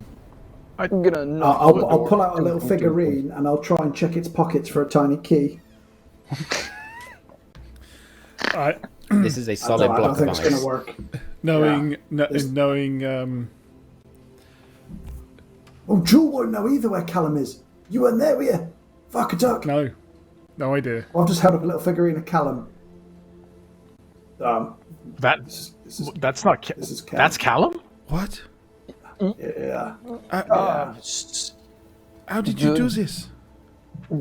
Oh, we didn't do it on Frosty the purpose. Snowman got him. No, Yeah. Frosty got him. Will you put them away and stop speaking in public? I shall go up to the door and just be like, and just tap on the door, see if anyone answers. And a very bleary-eyed Gibbon just sort of opens the door. Hello. What? We need a key. I was sleeping. Can we get up to Oh. our office? Yes, by all means, go. I will get the key made. No worries. Thank you. Please go back to bed. I'm sorry. There'll be coin waiting for you downstairs in the morning, Edgius says as he walks past Gibbon in the door up to towards the loft. And as you all disappear up, Gibbon sort of blinks for a moment and then looks around. Am I still dreaming? Edgius just offered me coin. And then hearing Edgius say that, I will then leave Jules' cut of the money on the table as we go upstairs. Very good. Dave like, you wander motherfucker. upstairs, up the ladder, through the hatch, and into this very small loft. Mace is going to look at this loft hatch. Gentlemen and lady, small problem. I'm not all too sure I'm going to fit through that hatch. Jewel pokes her head through. Can you keep guard? That I can You do, went yes. terribly British then, Dave. I did. I'm so sorry. It absolutely, it's completely ridiculous. Yeah, that happened. Yeah, so great, thank you. And stands back up into the conversation that we're having. Chill here. I turn around. I just kind of poke down the Mace, and I'm like, "Are you sure you want to stay down there? You might be able to fit up. I mean, if you can fit, you can come." You lot are fucking terrible. I'm a mature adult. Mace is just going to look up. I'll keep guard. It's okay. You go All right. have a All right, conversation no, with that's your fine. friends. That's fine. And what you notice I turn is around. Mace sort of just stands still, and you see the eyes dim slightly, and just there's almost this sort of as Mace just shuts down and goes into sort of a not a sleep pattern, but an idle pattern for now. I kind of turn around from the hole and come back and settle in and just look around. And So, how say, is everybody? Is everybody okay? Would you like to talk about our feelings, or are you going to talk about the fact that people have been murdered while we were away? Also, Tom, by the way, what you see is like a really shittily put together loft, like office room. You can see that there's like bits of clothing and like cloth that have been made into various beds. We've got like a cork board that has like what we knew last time we were here that Jewel did with a bunch of yarn. There's also a large box of yarn that looks like it's been played with, kind of pushed over to one side. And there's also a like weapons rack as well over to one side as well. I'm just going to load As the Jewel actual says that- map. So, Tom, if you're on Owlbear, you can see the small space. I'll clear all the tokens from the last time, but it'll load in a second. Carry on. Yeah, as Jewel says that, I say, you know, we didn't have much to say before, but I actually agree with what you're saying. Let's cut the bullshit. And where the fuck is everyone? Like, where are you right now in what you're doing? And I'm happy to tell you where I am, because I have made some progress. I haven't made the progress I've wanted to, but I feel like I'm getting closer to what I want to do. But I don't know, like, this what is is all this? very interesting, and absolutely, we would love to hear about it. It is great to see you back, by the way. It has been a minute, and yes, we have literally just escaped More Stacy, where one of the elders was killed for giving us too much information. This is not small news. So, how did they find you all, Edges and Lex? And what happened to Callum? Yeah. Should we tackle it? Should we tackle the Callum problem first, and then you can tell us about the murder you witnessed? Lex, you tell them about Callum. I'll tell them about the trap, and then okay. Yeah. So, you know, we promised Callum would help him get his dad back. And his dad just happened to be a horizon walker who can find portals, so it'd be helpful to us as well. Well, Callum contacted the Lord of Winter. I think we need to go further back for Kavan. He doesn't know. No, look, he wasn't here for honestly, when Callum told us about his situation. I mean, honestly, if it's not relevant, I'll just assume we just go to where we are. You know, I know Callum from what I knew Callum as.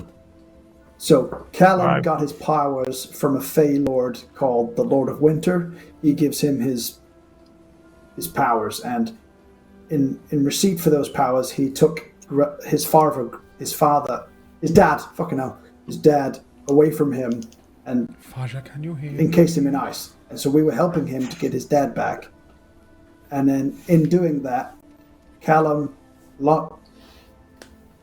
Fucking hell, I've lost all words in the English language. Callum communicated with the Lord of Winter. He then transported us into this icy realm where we thought, oh, we're going to get Grelin back. We're going to bargain. And then, no. He took Grelin. He took Callum. He transported us back.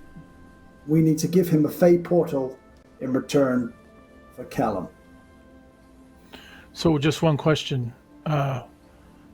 That whatever you're holding there represents Callum, but where is can we save Callum? Is Callum somewhere? He can be saved as long as we open up another Fey portal for the Lord of Winter. It has to be a permanent door to the Feywild that we open up on behalf of Callum, and then Callum will be returned to us by the Lord of Winter. But that doesn't help us with Callum's dad, which is another separate problem that we'll have to deal with when we get there. No. Wait a minute, Lex. And Edge, we don't leave anyone behind. We just go get Callum. I don't even know where he is. We don't know where. When we were teleported, I've never seen anything like it before. It was some cold region, but we were still in a forest. It looked like Dryamere, but as if it were like winter, but more fantastical, I guess, more whimsy. I've never seen anything like it. Lex, I know you're more familiar with planar travel at this point. It was almost like a mirror do you have dimension, any inclination? But in the winter, yeah. Kavan thinks about Mace and thinks about this, this crystal, and doesn't really understand the powers of the crystal, but always feels like the crystal could be the solution for larger problems. And just says, look, we don't know where he is. Sure. There's got to be a step one to finding where he is, right? There's got to be a let's go back to where we saw him last. There's got to be a let's talk to someone who saw him last. There's got to be a fucking let's rewind this shit and get back to there's nothing. There's nothing? Well, you were, when you found us, at the place that we saw him last. And we are the only two people who saw him last. So, I think confirm, he was alive, correct? As in, he's still retrievable? Edgius is going to look at Lex, and give them kind of exactly that. As far as we know, he's just encased in ice. Then Callum is another pin on our investigation board, and we will sincerely hope he is alive until we can 100% prove otherwise. Yeah. I'm afraid that the more passing matter, or the more pressing matter, is that one of the elders was murdered in front of me. We need to know why, and we need to know how serious this is. So what happened after we left? They literally just killed her there and then on the spot. So you left, they believed they were alone, and they ripped her tongue out with arcane trickery. They said that she had to speak too much and give too much information. One of the other ones then stabbed her, slit her throat, and the guards took her away. They also gave the order that we were no longer welcome once we leave More Stacy. We are no longer welcome to come back. I fully intend to go back. In one way or the other. But we have to bring a case, and we have to find out if anyone else is working with them. I did notice, and I don't know whether either of you picked this up. This is one of the reasons why I went incognito, is so that I could read their body manner, and I've got all people here. Leora was very tense during your questioning. We were hitting on a spot that was not welcome. I know that was part of while we were talking about her husband.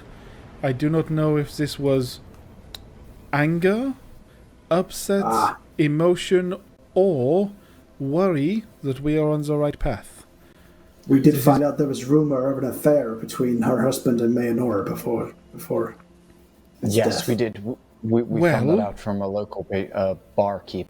That is all well and good, but then why did giving us information about Mayanora mean that Silra had to lose her life?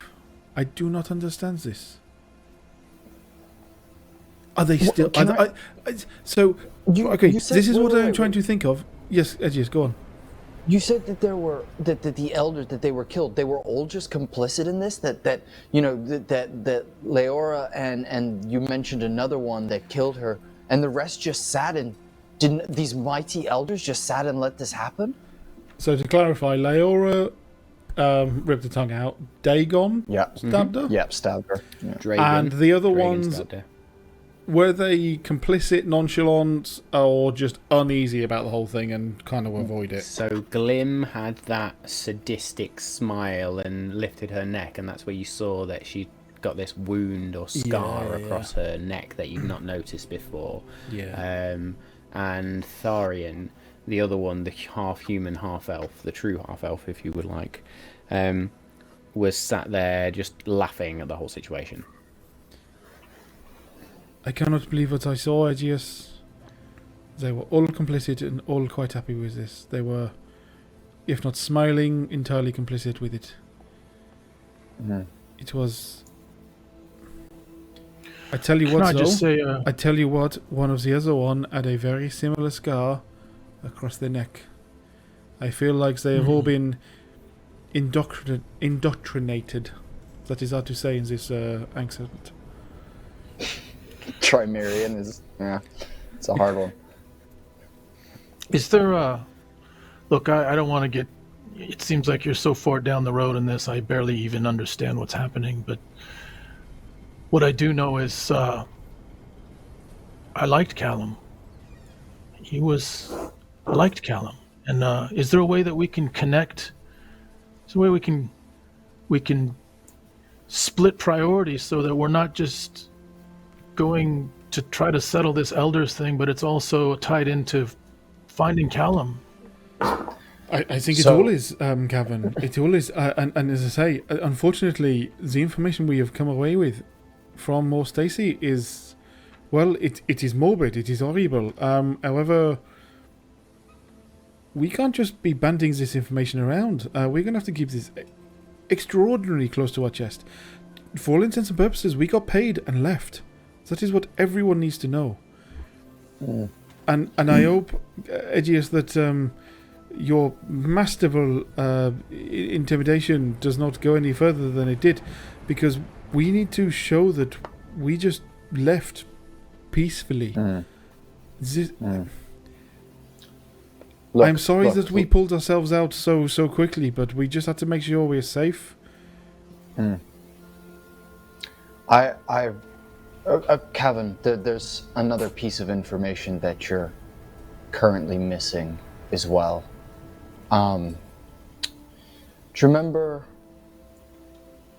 remember when we first met? Of course. And do you remember, I was drunk that night and I told you some things about a person from my past, an evil person from my past? Yeah, in exchange for me telling you some things about my past. Of course I remember. Yeah, well, before we left for Mostacy, with Lex's clever thinking and my good flirting skills, to say the least, I was able to procure us a scroll of scrying. Now, I'm not sure if you've heard of such a thing, but it's a spell that allows you to magically see a person of your choosing. I chose to find the person that I told you about, Maximilian Klein, because the night before we were attacked by a creature of shadows, and when I saw what I saw, it scared the living shit out of me, to say the least. We found out that Klein is not only not dead, but he is somewhere plotting something evil, something dark, something shadowy, to say the least. He was in a cave of some sorts, muttering a ritual with some sort of creature to his side that he called Jane. And so when we found out that the elders had knowledge of Mayanora, by the way, is the person that we believe framed Lex and Jewel for murder back from where they came from prior to meeting us. She is also very much connected to all of these portals having issues, people dying due to shadows and stuff. She's very much in the center of this, we believe. So, to make things simple for you, we believe that Mayanora, Klein, the elders, and a group who were once known as the Void Conclave, who we believe now go by the name the Conclave, are all connected, in that somehow the elders are being influenced by Mayanora, Klein, the Conclave itself, whether they are a part of this, evil criminal syndicate, or they are simply, a party to. There's a much wider, conspiracy, you could call it, going on here that we're very concerned about. Now, the breadth of which this spreads, these two came from far down to the south.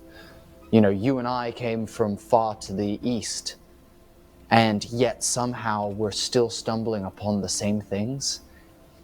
So, though I know you never want to leave anyone behind, and trust me, the pain of losing Callum hurts me just as much as it hurts you.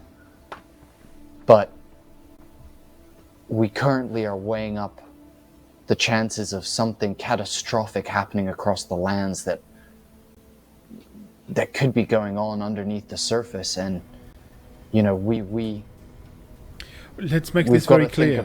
We are not leaving him behind. We are getting him. No. Exactly.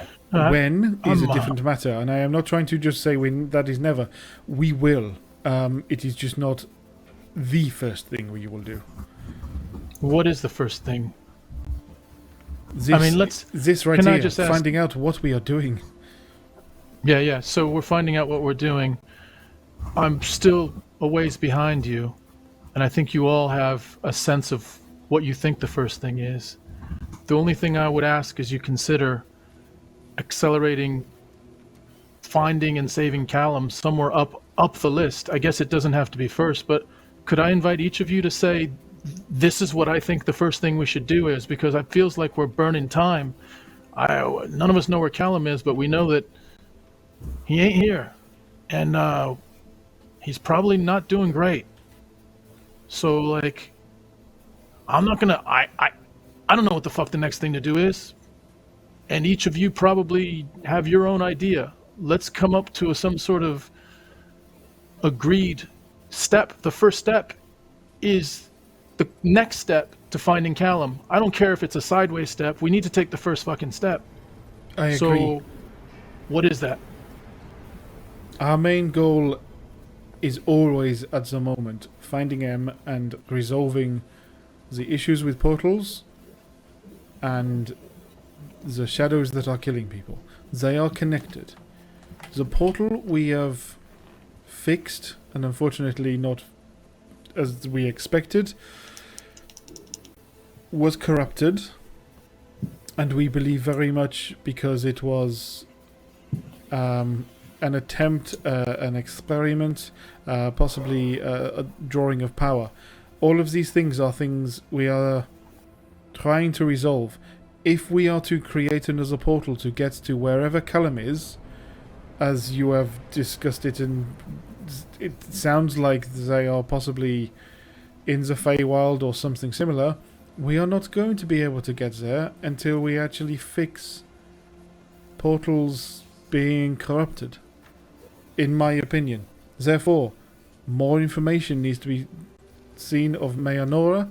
We are back here, and we need to ask those in Dryad's Gate for information on M. That is my take on what is the first step. Lex. I think. Lex. Yeah. What are you thinking, Lex? Well, I was going to do some research in my portal book to see if there's, well, the first step in how to even open a Feywild portal. I don't even know where to begin with that, so research would be my first thought on that. But you're right. Yes. Me and Nora, now we know they are linked to the Elders. It might be easier to get more information on her than we thought. But also more information on the Elders. I mean, what the hell are they up to? I personally agree with the latter half of what Lex said. I think we should, and I'm going to gesture to Callum, the keys that I was able to just procure us, possible, smuggling in from a city guard. To me, I pull them out of my pocket and I hand them to. Edgius. Edgius goes over to the board, pulls out a dagger from the back of his thing, and stabs it into the corkboard with the keys dangling on the dagger, and goes, I think we need to plan an infiltration. I think we need to get in, and if we can, we need to capture one of them. If possible, we either capture one or interrogate either. It seems like Leora is the leader, followed by Dragon. If we can get in, capture one, get out, and then interrogate them, classic good cop, bad cop style. We might be able to garner some information. Is then one of the elders and all of the elders will be after blood and our blood. I wonder if that is an option, but only after one of us tries to go in and get as much information as we can from, I don't know, one of their offices. They may have a paper trail that they believe is secret, and if I can get in, I can find it.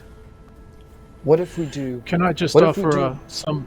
What if we break into two teams? We have you, Jewel, go and go search the office, garner information from that, and then have a separate team, me, Lex, Kavan, and I think his name is Lance. Mace. Sorry, yeah. my apologies. Maybe we go in more of a smash and grab kind of style, and then, don't get me wrong, they will be out for blood, but I mean, I would speculate that they're already out for blood. It feels like, they already know that we are onto them. They know that we're onto their trail, and they know that we are, to a degree, aware. I would imagine they've already relayed a message to whatever person is controlling them. Can I just ask a question? When you say they know we're onto them, they're onto our trail, you mean Jewel, Lex, and you, Edge? You don't mean me and Mace? That's a fucking great point. That is a very good point.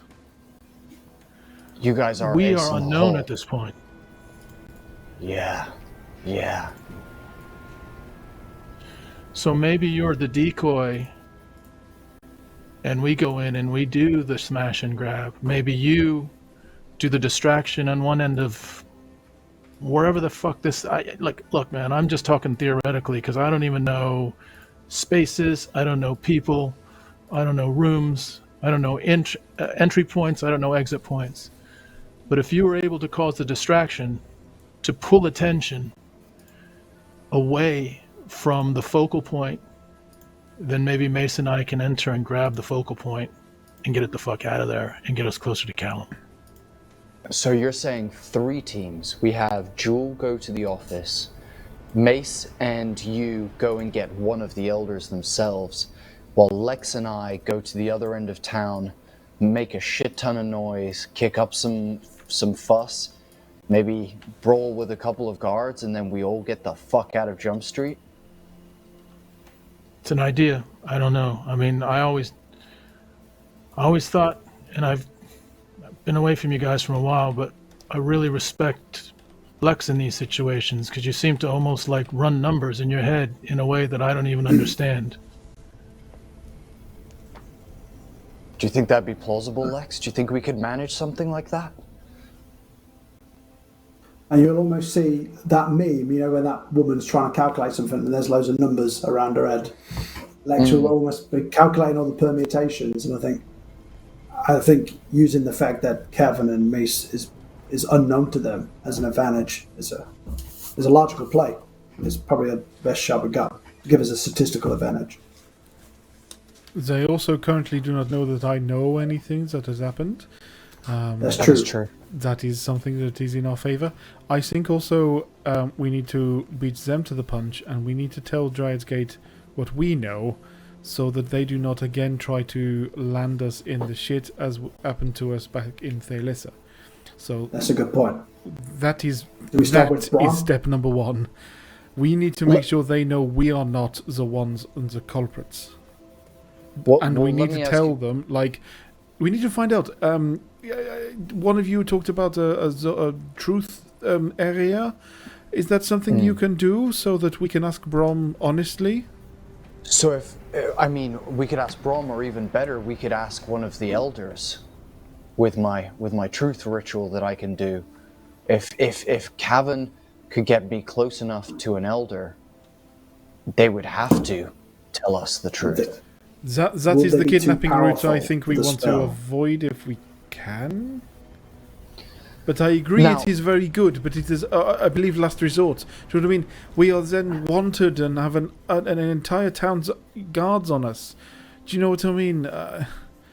But for the greater good, it sometimes you have to put your balls into a blender and just, you know what I mean? Jewel?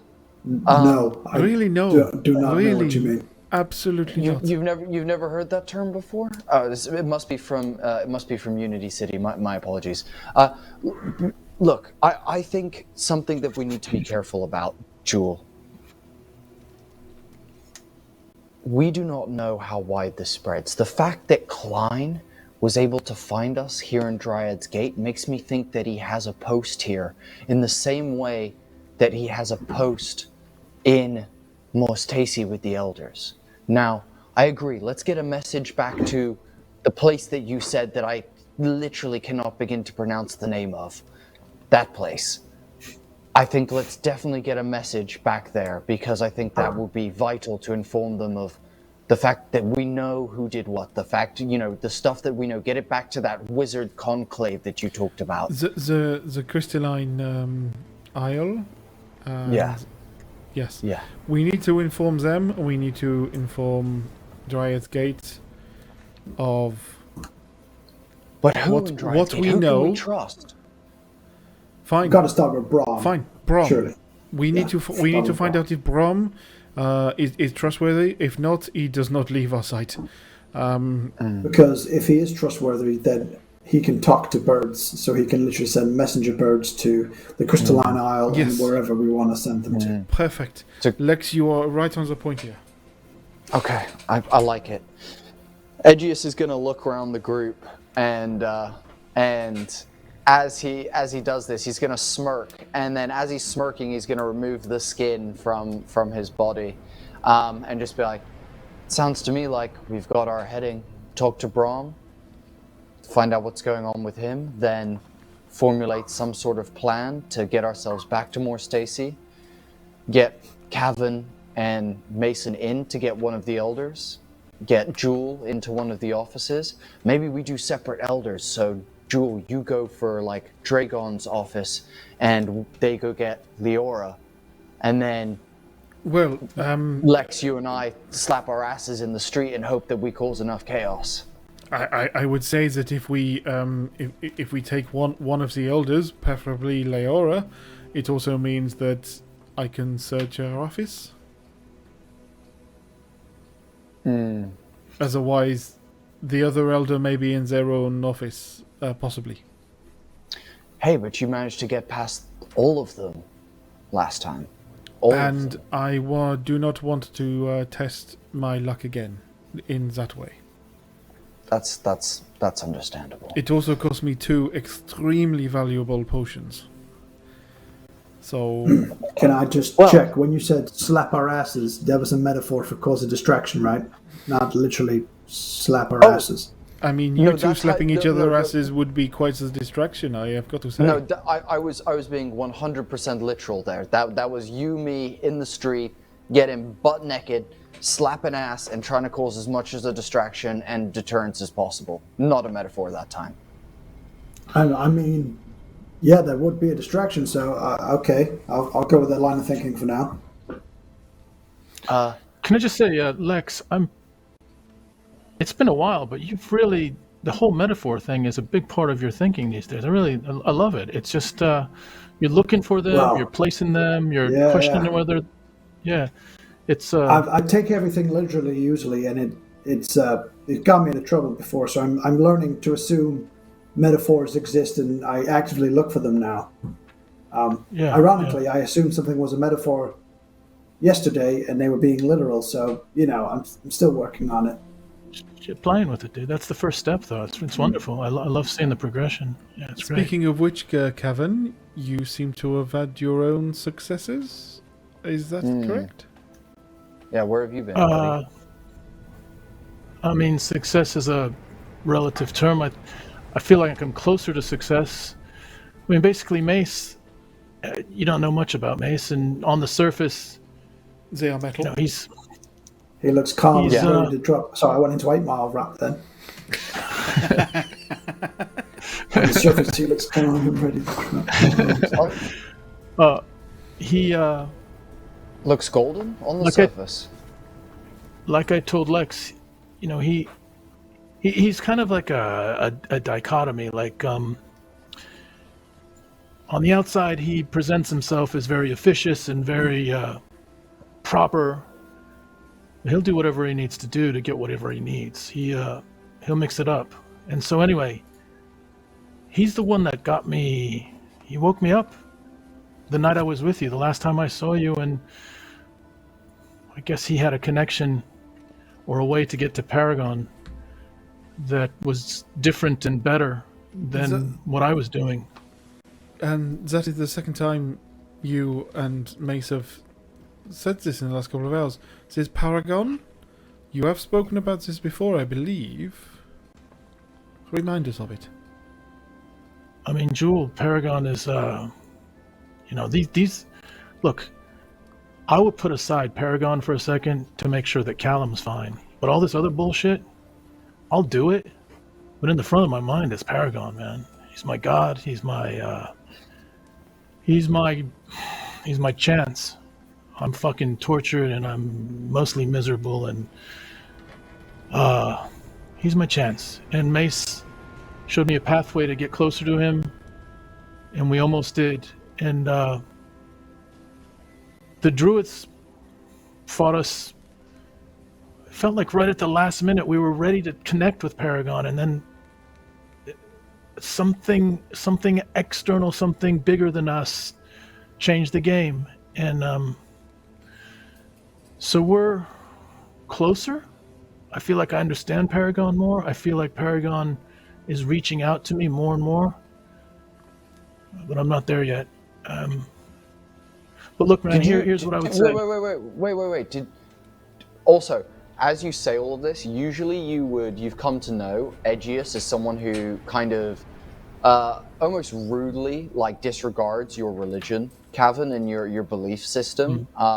Though, as you talk about it this time, Aegeus is intently listening, and, like, there's no hint of any sort of that happening at this point.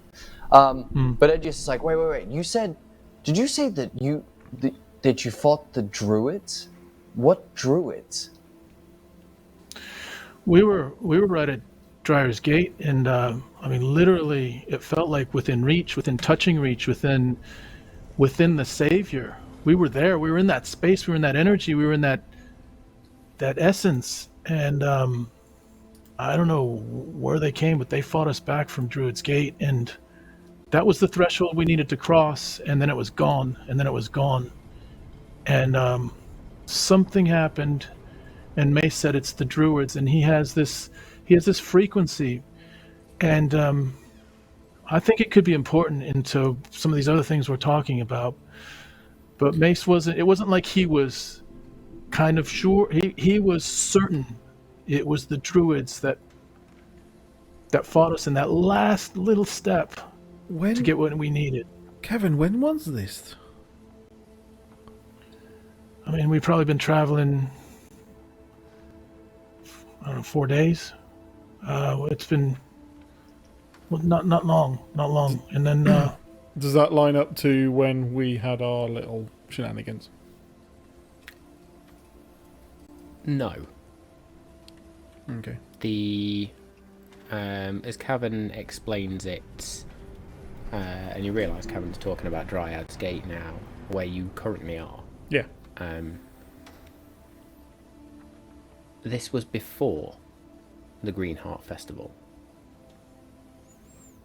And as you then teleported to Morse Tacey, it's almost like that was just a natural meeting point, as Kavan had turned himself and Mace back towards where he had last been with you guys. Kevin, I just want to make it clear, it may honestly be not obvious, we are now in Dryad's Gate. Yeah, no, this is. I think I got that when we stepped through. That was. We were in a rush. We did not say where we were going. I just wanted to double check. It doesn't matter. There's different. The feeling of stepping through Dryad's Gate on this quest to find Paragon is entirely different than what we just did. It's it's two different places, man. I don't know how to explain that to you, but I know we're in Dryad's Gate right now, but I know what we tried to get through and were repelled by was Dryad's Gate by name. But it was like you speak of it like it's a thing, as opposed to the city that we're in. Like there's an actual gate, like, I don't know. And Aegeus will look to the group. A portal, maybe? Jules suddenly sits up like, hang on a minute. Fine, we need to know the origin of the city's name. Good shout. Jewel Yeah, and Lex, good shout. make me Good shout. history checks, please. History check. 11. It's alright, I'll carry. 22. Absolutely fucking carry. Makes a little more sense, she's from the area. Everything starts to come together a little bit, and you are reminded of weeks ago digging something up. Something metallic. Something humanoid in shape. Mm-hmm. And leaving it. That can't be Mace, can it? Does it look like Mace? That looked uncannily like the being that now walks Fucking hell. or has wandered with Kavan. Kevin, where did you meet? Hang on a minute. Whoa. When we found that Warforged, Did we try and place a crystal or something in it, or was there something dislodged? We did something to it. You forgot the foot was the key bit. Motherfucker! Did we take his foot? I think we took his foot. No, you didn't take its foot. Okay. You just like dragged it out without a foot and left it there. Just sort of threw it in the pit and left it there.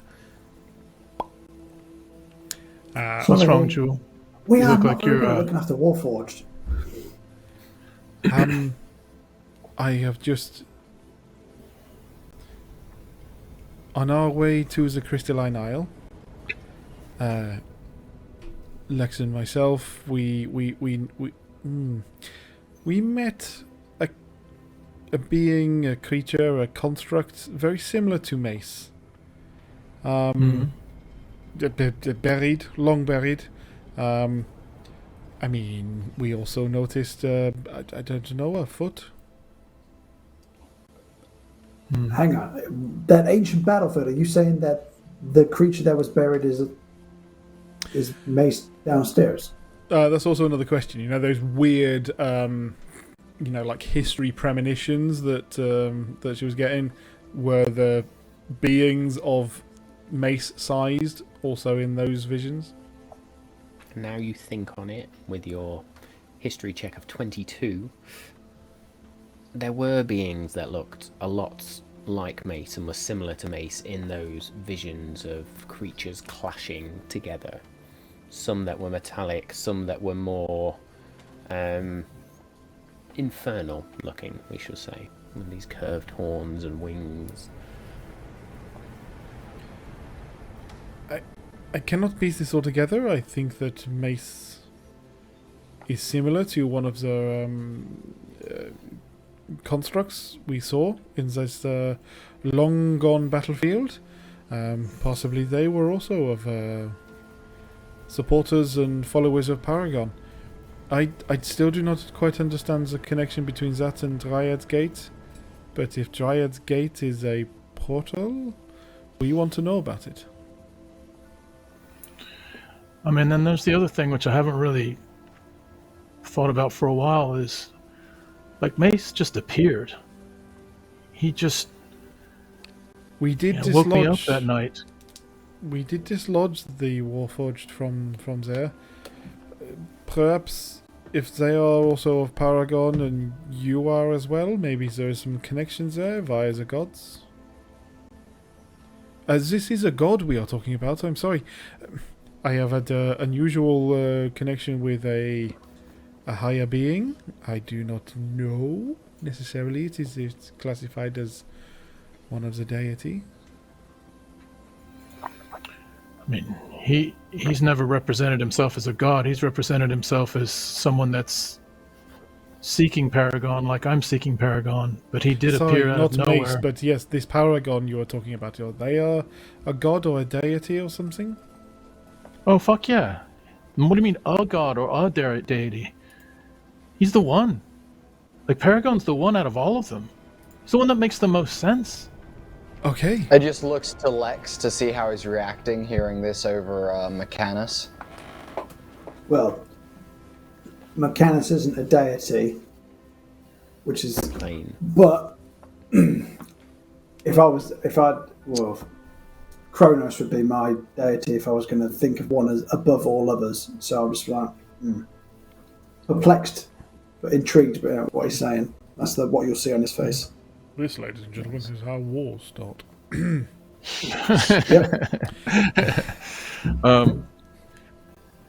Kavan sees Lex give an interesting sort of furrowed brow, and he pulls back and says, "Well, look, he's the one for me, at least. I know there's a bunch of gods for a bunch I'm of not people." discounting this. I'm sorry. I was simply trying to gain more information. It seems rather coincidental. We have seen one of these in our travels before, and suddenly we also found a leg. Can you just ask Mace if he remembers? Hang on. Jill will run over to the trapdoor. Mace, are you still there? Hello. I'm going to try and phrase this properly. have you been awake, alive, on for long?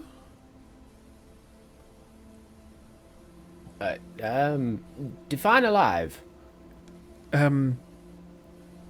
Sentient thought as such as you're currently doing. Well, I was asleep for a long time. When did you wake up and where? I bloody well went into an English accent again. Yeah. It's infectious. It's really infectious and I'm tired. Well, it was somewhere east of here. Other side of a river. There was lots of ruins, and I was in a ditch. Or a hole of sorts.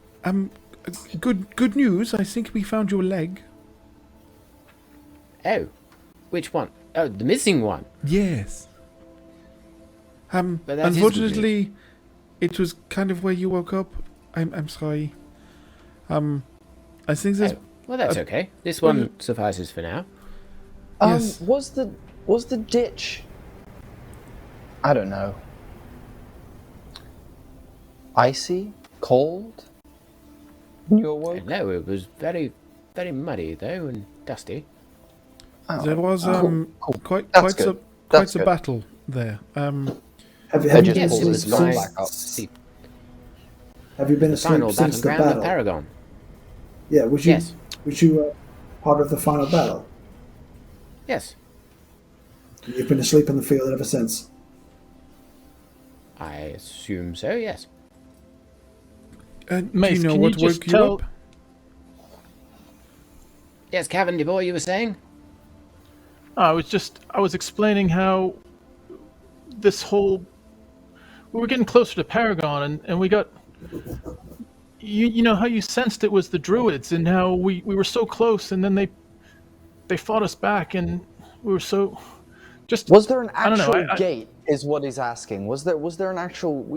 You were in Dryad's Gate, but was there a gate actually? Well, there was a gate to the tree, which was what we were trying to get to a crystal, which is no longer at the tree. It's upstairs with you. Pause. What? Pause. You mean the Pause. You were You trying mean to get the Star Touch crystal. Yeah, Yes. that's of course we were. That's what I've been trying to get. Been trying to get that from the very beginning. I mean, I Yes, you was know hoping- that. That's been my. Yeah. I mean, yeah. I I just assumed you knew that. It's I all mean, been about the Star Touch crystal. So the druids fought you off from getting the Star Touch crystal. Well, fought is But a then- strong term. They had some strong words and turned us around. And told us we could not go get the crystal. Oh well, we have the crystal. I know. I can sense it. Yes, you said that. I'm sorry. So, what? How would you use it? I suppose that is the question. Great What, question. yes. What would you use it for? Well, to reach my lord. Communicate. physically or Yeah, spiritually? are you going to hold it? Perform some ritual? What is going to be? What's your methodology? Do you know what? I'm not 100% sure. Paragon guided me to the crystal. Lex, Aegeus, I mean, apart from world-ending idiocy from us, is there any issue in passing them the crystal and seeing what happens? You've had the crystal the whole time, Aegeus. You know what the crystal meant to me. I mean, you were going to surprise us later with the crystal. You forgot thought- that you had the crystal. I thought you had got the way you were talking earlier sounded like you had gone and gotten another one. I assumed that you'd somehow found another Star Touch crystal.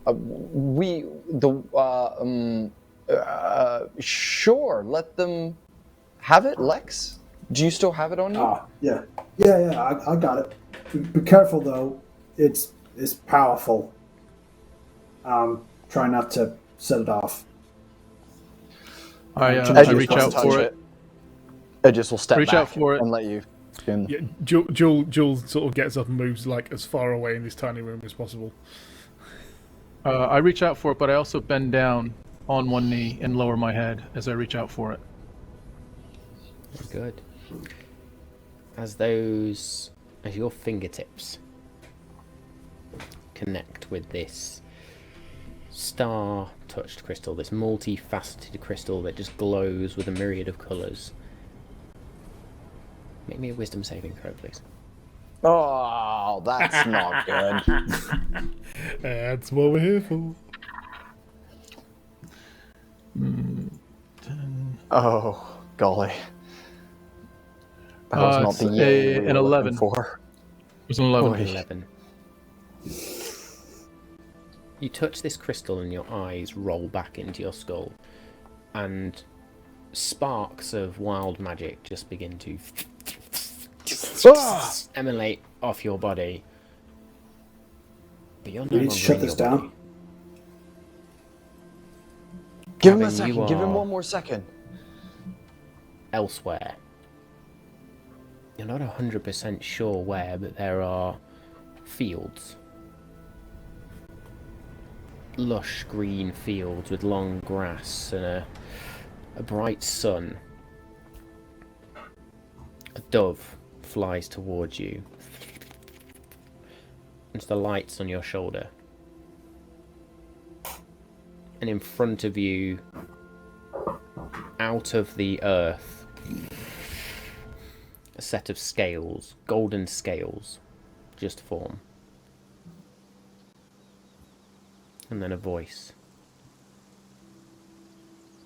It is about time, my child. Long have you been on this journey? There is more to do, and we will have time to converse in more detail later. I send Mace to you, so that he may guard you and guide you. Use him. Trust him. There are challenges ahead of you and your friends. I will lend my aid where I can. Keep the balance, my child. Keep the balance. All right, my head's still lowered, and I raise it, and I say, "May I ask a question, dear Lord?" You may. There's a member of this group that, although I only knew him for a short period of time, was very fond of him. He seemed pure of heart and of deeds, and I believe he's in danger. And I very much would like to bring him back to safety. Can you lead me in a quest to do that? There is a moment where the dove sort of jumps to your other shoulder and these scales seem to shift. Almost as if something is being weighed. And then they settle again.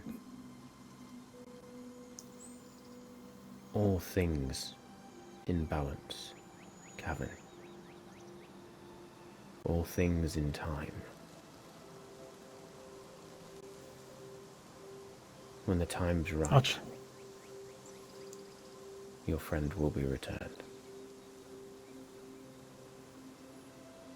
Thank you, dear Lord. I will serve you with honor, and I will hold your name in the highest regard with whomever and whatever crosses my path. All things in balance, Kavan. Go well and be strong. Trust in your abilities. And that dove will then just launch into the sky, and you watch it as it flies into the sun. And then you look into the sun, see that glow, and it's almost as if that glow, you then just see white, and your eyes roll back forwards, You take a deep breath, just... and you just hear from down below, well, well, well. Been a long time since I felt that connection. Kavan, dear boy, did you do something? I did. I finally did. As you open your eyes, Kavan, you find Edgius stood next to you with his hand on you, making sure that you are okay. Though afraid, he's battled through the fear to come to your side and to place a hand on your shoulder in love and care. Kavan looks up at the group and says, You okay, Kavan? yeah, I'm really good. As long as we keep things in balance, as long as we keep our perspective and make sure that everything that is important to us is being considered in its right time, everything will come right for us. Did you just speak to McCannis? That sounds like a line from his book. I don't know. No.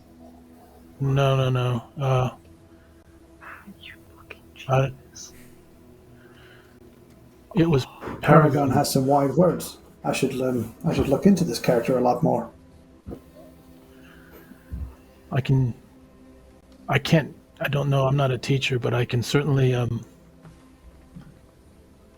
I can tell you everything I know and everything that I feel. Yeah. It He's seems the god like, of balance. yeah, like, maybe we're talking about two birds with one stone. That's a metaphor.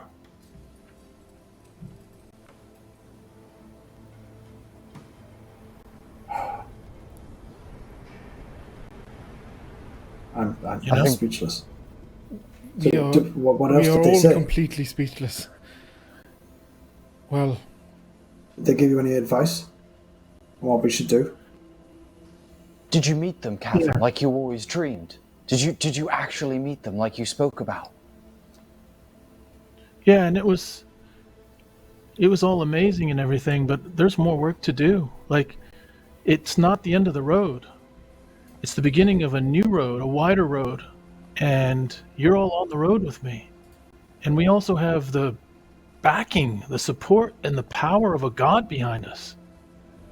I didn't fear death before, but I don't fucking fear death now.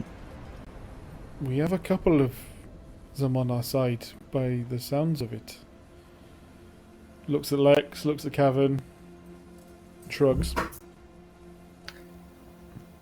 Edgius goes into his pocket and grips onto the two seeds remaining in his pocket as he also feels a moment of etherealness amongst the group. In a world that seems to have lost its way to the gods, we seem to be forging a path back to the gods, it would seem. Do you think that the messing with the portals is ending up on their radar? I think it's confirmation that we're on the right path. Then I say we find Grom. We ensure that he is on our side and not theirs. And we find the next step along the path we are all going along. Yeah, and then to more Stacy. But for now, Lex, you're injured. Here, let me tend to your wounds. And Edgius is going to walk over to Lex and begin casting Cure Wounds and healing Lex. And then be like, I think we should bed down for the night, and we'll deal with Brom in the morning. What do you guys say? Yeah. A clear head. Yeah, clear head. Very Clear good, head. then. As you all Can relish I- in this moment.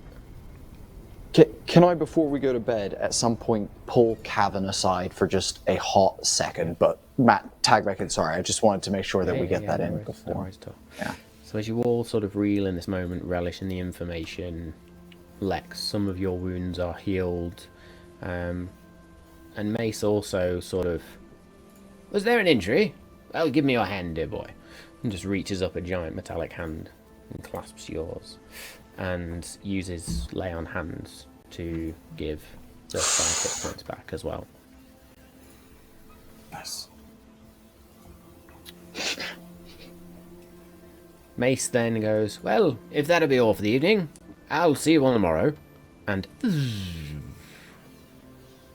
as Mace does that, I just reach a fist down through the opening, and I say, "Hey, Mace." Touch fists with him and say, "I'll see you in the morning."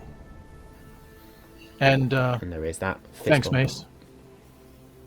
And I try to make eye contact, but no, but Mace, thank you.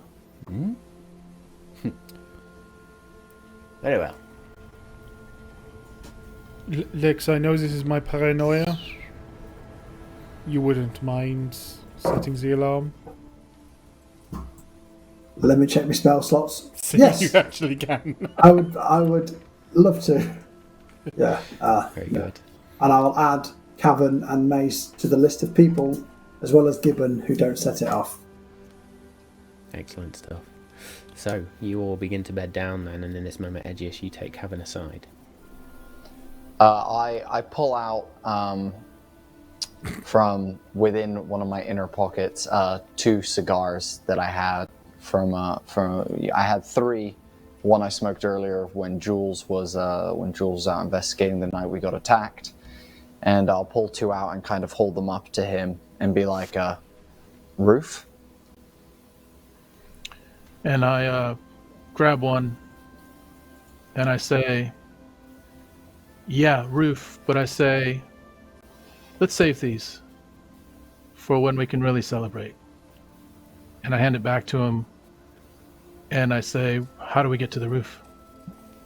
Edgius goes over to the round window, opens the window, and climbs slightly onto like the sloped roof to sit and look out onto the beautiful trees and buildings that are kind of interwoven in amongst the forestry and the natural life here in Dryad's Gate, with the bioluminescence of various things kind of illuminating various parts of the city ahead of them.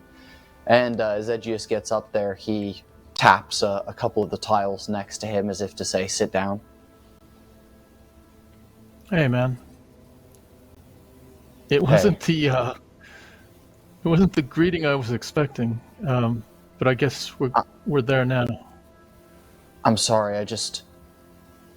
No, don't apologize. No, I have... No. Kavan. I'm not apologizing. I'm telling you that I was really hurt when you left.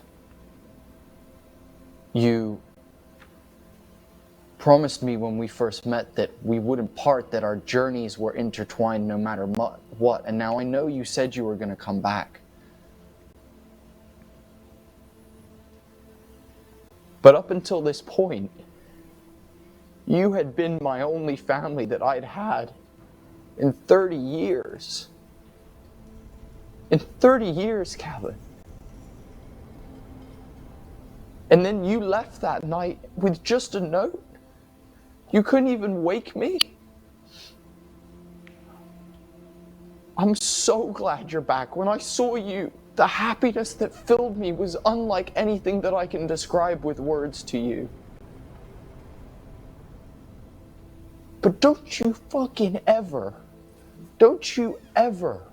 go without saying goodbye first again. Do you understand? Yeah. I understand. I'm sorry, man. I thought I could make it up to you when I came back and I was successful in my... I've never had a friendship, so I'm kind of learning as I go, and I messed up, and I don't know if I can like make up that whole thing, but yeah, I promise you, man. And I don't even know if my promise means anything anymore, but I'm sorry. Edges at that moment instinctually wipes away what is not a tear from his skull, but instinctually does so anyway. For whatever it's worth, I will never do anything like that again. Not for anything. I have to keep things in balance, and that's including my God and my friends. And you're my friend. Ed just leans over and puts an arm around him and goes, "You're my fucking brother. There's no friends here." And as he says this, he places his skull against Kavan's head and says, "You can start making it up to me by giving me the money that you took that was mine as well." And he has a little bit of a chuckle. And Kavan says, tell you what, you have 2 cigars. One for now and one for when we come out the other end of this thing. Sounds great. Ed just pulls out one of the cigars, firebolts it, and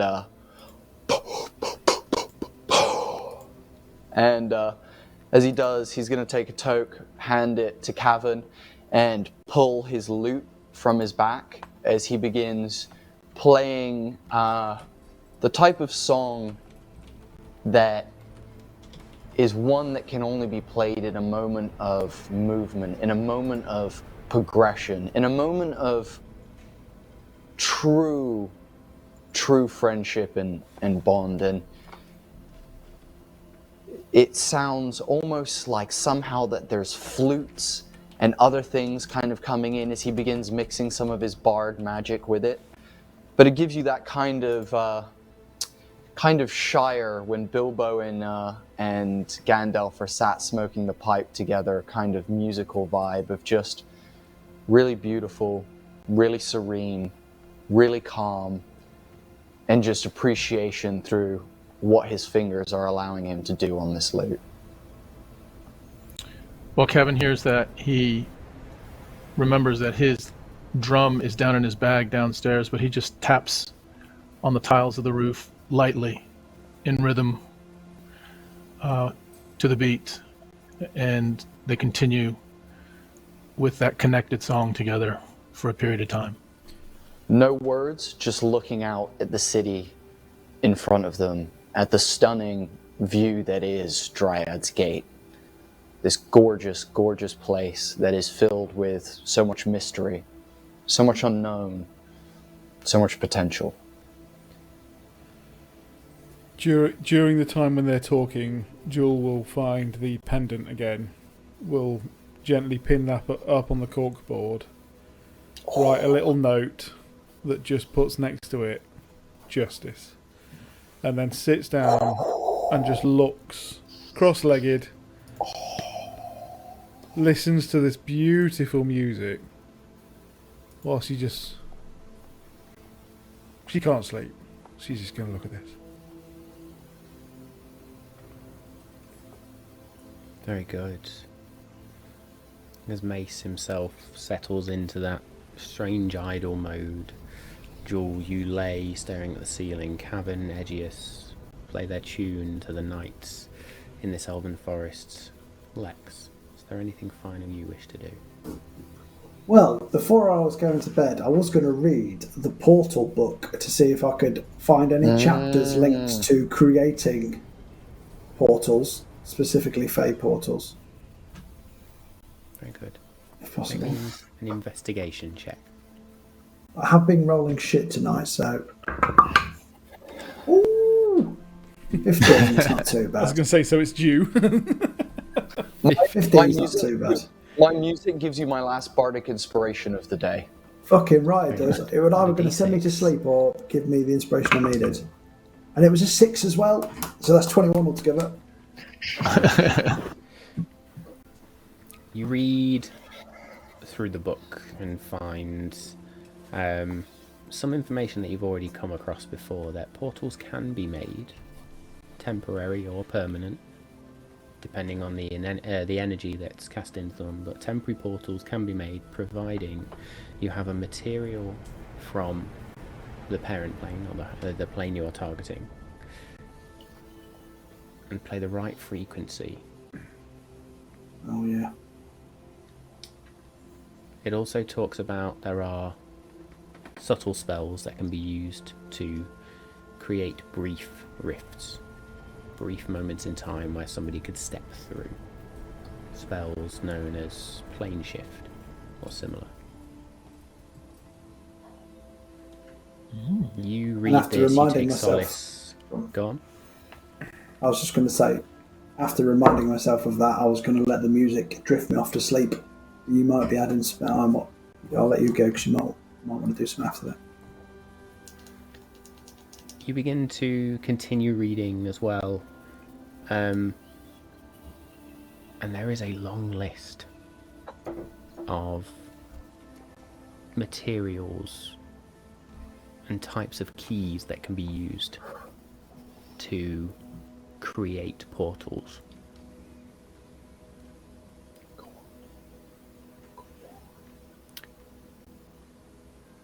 Two items stand out to you as you scroll down this list and find Feywild. And where you were expecting something of note, you see bizarre notes there. Talks about a book of limericks and a toadstool. And it also mentions an anchor of a wardrobe made from a yew tree. And in that moment, as you read that and you settle and the music begins to take over you, you drift off into sleep.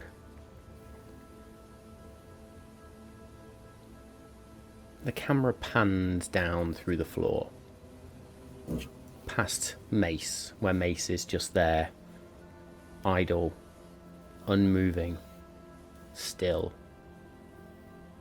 and down to the ground floor, where Gibbon snores, and a ginger druid just sits there with his one leg folded over the other. Not sure how long I meant to sit here, but they asked me to come. We forgot about it. Yes! And that, my friends, is where we are going to close episode 41 with Sorry. some amazing bits at the end there. So it's alright. I knew I was going to drop the subtle reminder just at the end, just as a bit of a tease there. But well done, folks. What an episode. Amazing stuff there. Welcome back, Tom, is all I can say. What a hell of a re-entry into the game and into the world. Lots going on, lots to do, lots of plans to be made. We are in for an interesting last few episodes of 2023, and just to remind folks, I did post the updated schedule. We will stream every Monday up until the 18th, so I think that's the next 2 Mondays. Then we're going to take a couple of weeks off, and we will be back on the 8th of January for our next episode following that. So please do join us on those Mondays. Please join us on Thursday as well for the combat workshop on the Homie and the Dude Discord channel. I look forward to seeing you all there. But until then, and until next time, we have been the Malt and Magic crew. This has been episode 41 of Campaign 2. We love you all. Stay safe, and we will see you next time.